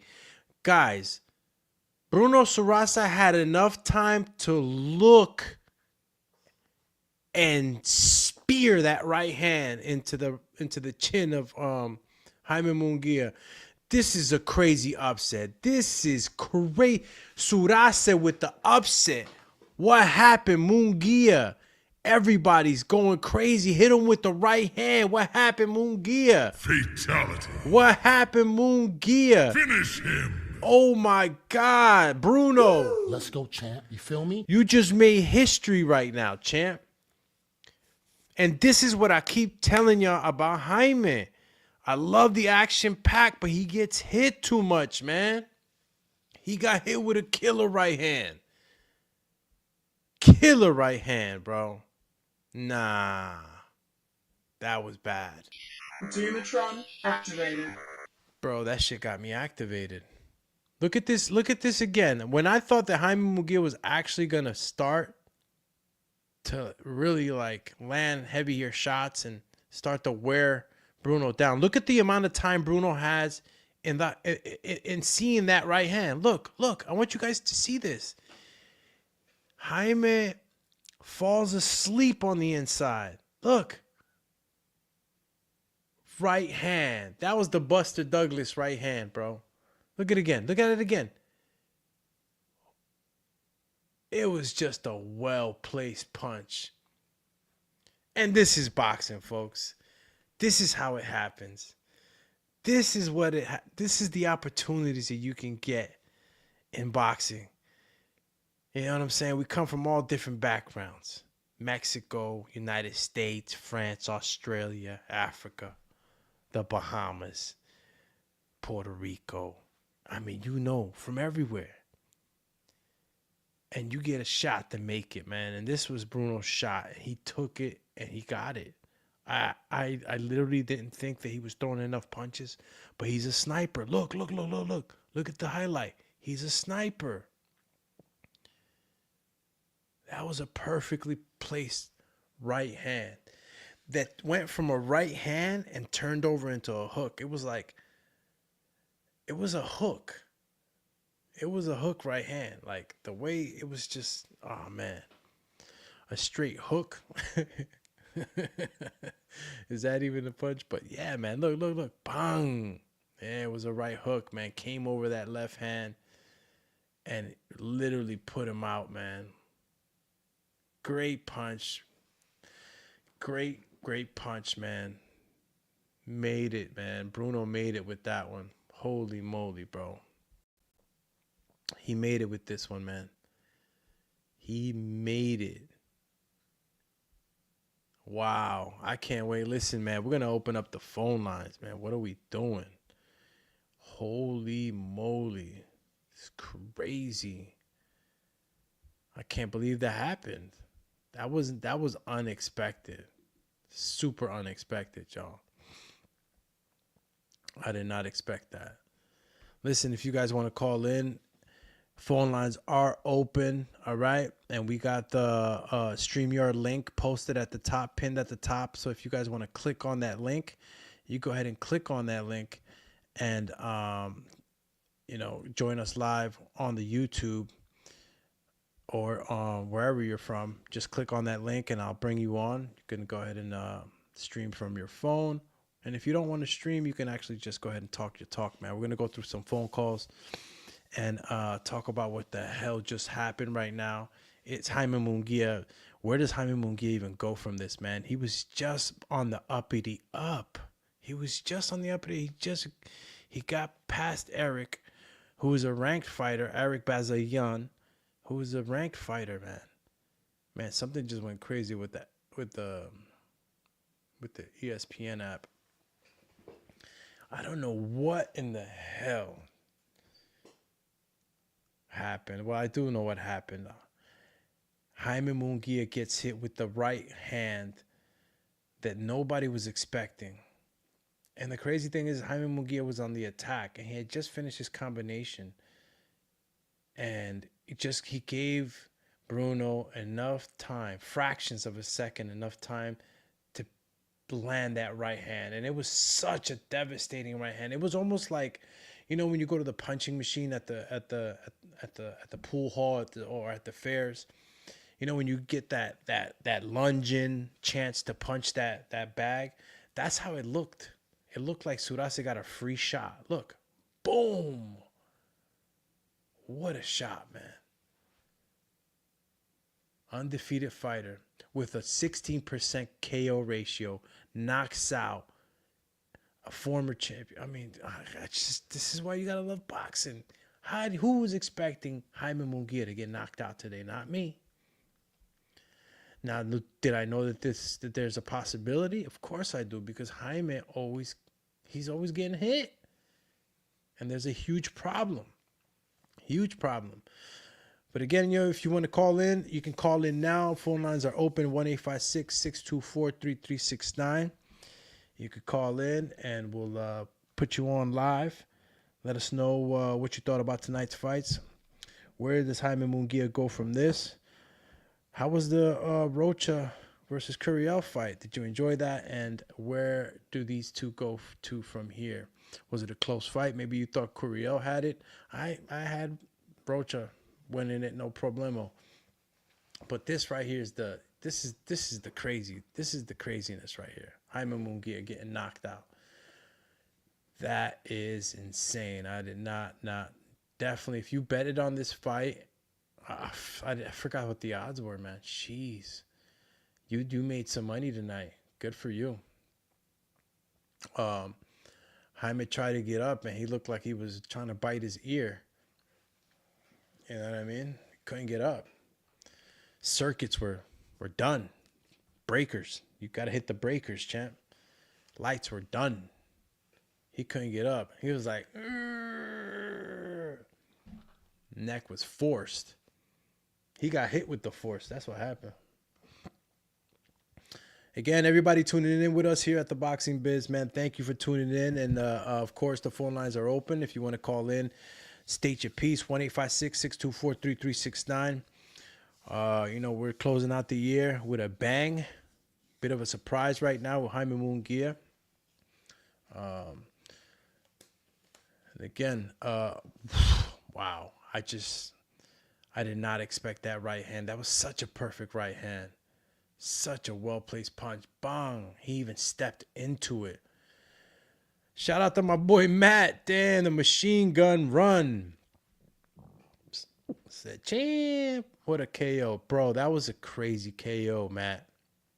Matt, I was not expecting that. Definitely wasn't expecting that. If you want to come on, you can go ahead and hit the StreamYard link. Matt, if you want to state your piece of what the hell you thought about this, because I wasn't expecting this. And where the hell does Jaime come? Go from here. Does this knock him? How far down the ladder does this knock him down? Don't know. They went out the window. Hell yeah. That shit went out the window, bro. And I just don't know, that it's the discipline, I know that each fighter has his own style, and it's like, okay, that's your style, Your style is to, to fight and but you see how Canelo moves. Canelo's so cautious not to get hit, you know what I mean? And even though it's a fan-friendly fight for us with Munguia, this is not what we want to see. This is why there has to be a little more discipline in that training and that adjustment to his style.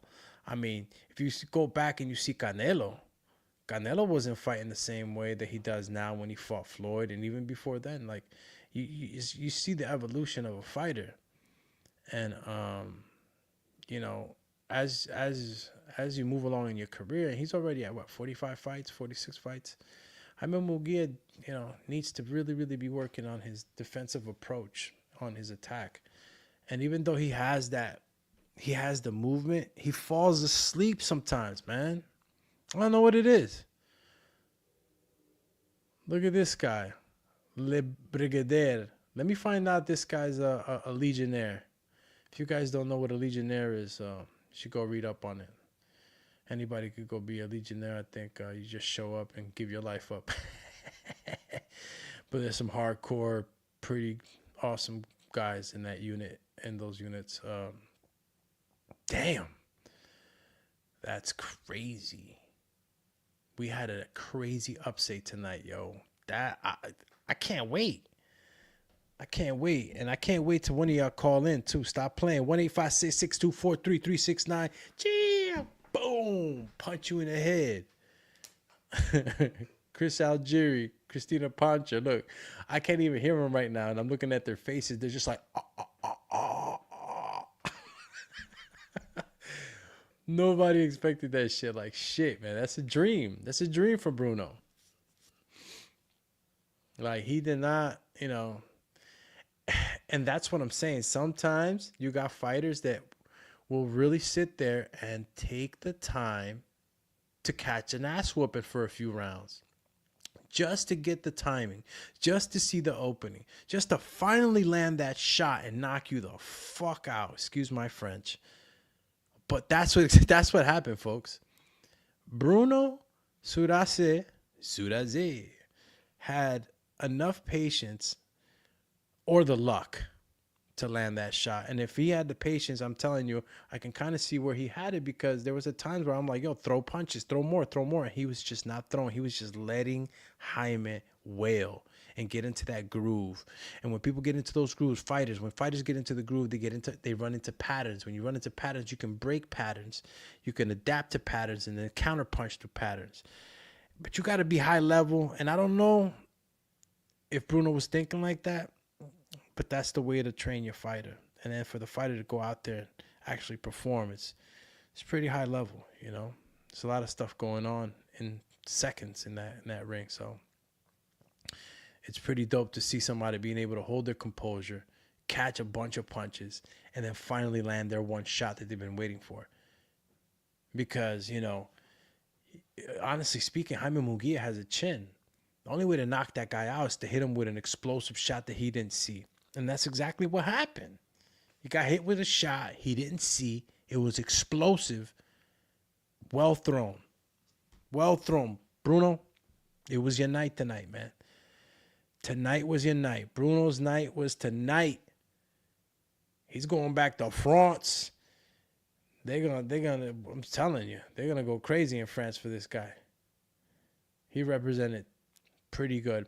And listen, you got good French, I don't know if you guys know, but France has a good history in boxing too. You know, they have a good history. They have, you know, champions over the years that have been, fighters that have been champions over the years in the history of boxing. And there's also Savant, you know, I think that's a kickboxing kind of style though, but these guys are no joke, man. Crazy fight.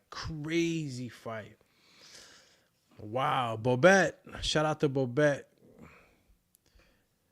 He said, winner who? Well, Bobette, it was the one and only Bruno Surace. The Buster Douglas of tonight. Yeah, man, Bruno Surace, huge upset. KOing Jaime Munguia. And nobody expected it. Victor Armas. What's going on, champ? Victor Armas dice, que gacho. What's next for Munguia? I don't know what's next for Munguia. I know that 2025, like Matt said, 2025 is not looking so sharp for him.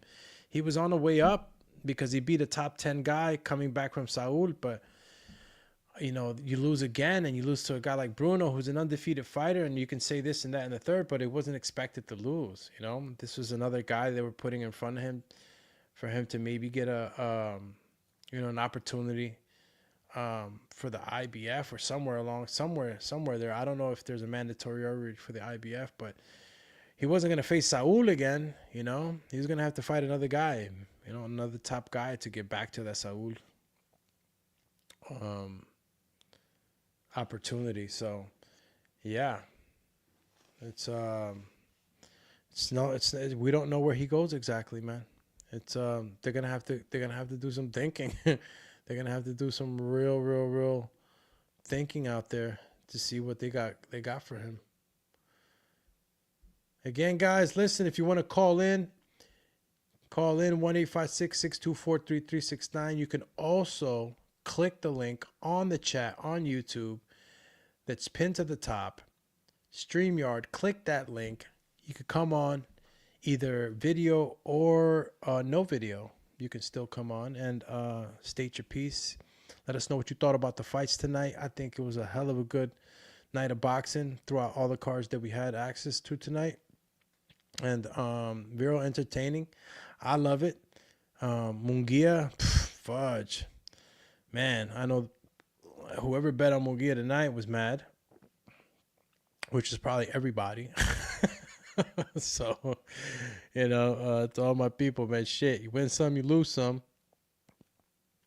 And, you know, tonight was just not the night. Tonight was not the night for Munguia. And, you know, I wouldn't be surprised if something pops up that something was off, because that filler fight that was thrown in there after the main event between Picasso and Coelho, I think that was something weird that doesn't normally happen. It just makes me ask questions. Was everything okay in the back? Because for a filler fight to go in, what happened? Was somebody not warming up, or what was going on? I have no idea. So wait and see post-fight. We'll see what happens. You know, what is said at the presser. I know I'm going to be watching it. So tomorrow, I guess if you guys want to go ahead and talk some banter, we go ahead and do the morning show tomorrow, you know, post-fight stuff and shit. Or we could take care of business right now. Like I said, the phone the phone lines are open, so a phone call away from listening to some of y'all. And pow, 1-856-624-3369 is the number. And if not, just click that link up top. I'll keep the lines open for a little bit, for like another minute or two. And if not, I'm going to call it a good night. And I'll check you guys out tomorrow, of course. Let's see if we have any more comments. My man Matt Garcia's back on the fly. Says Munguia has had 5 fights in 18 months, champ. He's probably worn completely out. Yeah, man. He's worn out. And I don't know how worn out he was from Eric, but this guy stays busy as fuck. And, you got to think about how the team is pushing him and what's going on and what's the urgency to be. Again, being active is good when you're not taking punishment. But when you're taking punishment, you could be active, but if you're taking the type of punishment that Jaime Munguia puts himself in, you're not going to be fresh. You could take fights, but if you're taking damage, you're taking punches, it's detrimental. So if I was his team, I would pull him back. For a fighter that takes that much damage, you want to pull him back a bit so he could heal up and we could work on more defensive properties instead of fucking throwing him in there, chin out. Feel bad because I don't believe that he should have lost tonight. Oscar Ramirez on the fly. Champ. Says he underestimated his opponent. He thought he could take a shot to give one back. Yeah, I mean, that can be part of it. Again, I wasn't the one. I don't think none of us were expecting really for Bruno to KO Jaime Munguia. I was not expecting that. At the most, I was probably expecting, a decent fight where you would see Bruno in pockets, have some success. But that wasn't going on at all. And I think that tells the tale of what Bruno was doing the whole time. He's like, listen, I'm not going to punch for punch with this freaking Mexican Terminator or Mexican Michael Myers, like I like to say. I'm going to try to just wait for my shot. And Bruno did just that. He waited for the shot. And what a hell of a shot, bro. That just catapulted him. Shout out to Witty. Says Munguia got knocked out with Adidas gloves. Nasty work. Shaking my damn head. Oh, shit. You funny for that. Oh, man. He said Munguia got knocked out with Adidas gloves. Fatality. Oh, man, that shit is hilarious. Yeah, man, he got knocked out with Adidas gloves, bro. Straight up. And nobody was expecting it. A lot of crazy stuff going into that knockout. He definitely wasn't expecting it. Again, guys, the phone lines are open. If you want to call in, 1-856-624-3369. Got about another minute and a half. I'll keep it open for another 2.5 minutes or whatever. We're going to be making 3.5 hours we've been on. And the Dumatron needs to eat. I didn't eat yet. So, if you guys are going to, keep it quiet, you know what I'm saying? Cat got your tongue. Then I'm just going to go ahead and end the stream in those minutes if you guys aren't calling in. And you guys can actually click on the link at the top of the chat on the YouTube channel, and you can just come on. Whether you want to be visible or not, it doesn't matter. You come in and talk your ish and let us know what you thought about the fights tonight. And maybe you want to, suggest some topics or something you want to talk about for the following episode, since the Boxing Biz is back here on full swing. Just want to go ahead and make sure that you guys are getting what you want. You feel me? Can you dig it? Do you have a shovel? And can you dig it? Champ. Woo! Let's go, champ. You feel me? All right, guys. Looks like the phone lines are a little dry ski. I love y'all, but I need to go eat some food. So, again, guys, appreciate y'all tuning in. Go check out the YouTube channel if you're watching this from the Facebook. If you're not watching from Facebook and you're strictly on YouTube, then you know what? Thanks for stopping by. Appreciate you. Subscribe. Hit that notification bell if you want to know when we go live every time so you don't miss an episode, right? And hit that like button because no matter what, it don't cost you a thing. And that helps a lot with the visibility of the show. We want to get seen. You want to grow this community. This is the Boxing Biz, where we handle our business. This is Alex Doomsday Linus, the Doomatron. No calls, no comments, no man left behind, no woman left behind. No boxing, no life. No tacos, no life. You seen that commercial, yo? Saul Alvarez, his brother, got the taco spot. I'm so hungry, I'm talking about tacos. You see this? All right, guys, I'm out of here. Next time. Peace. Jam. Boom.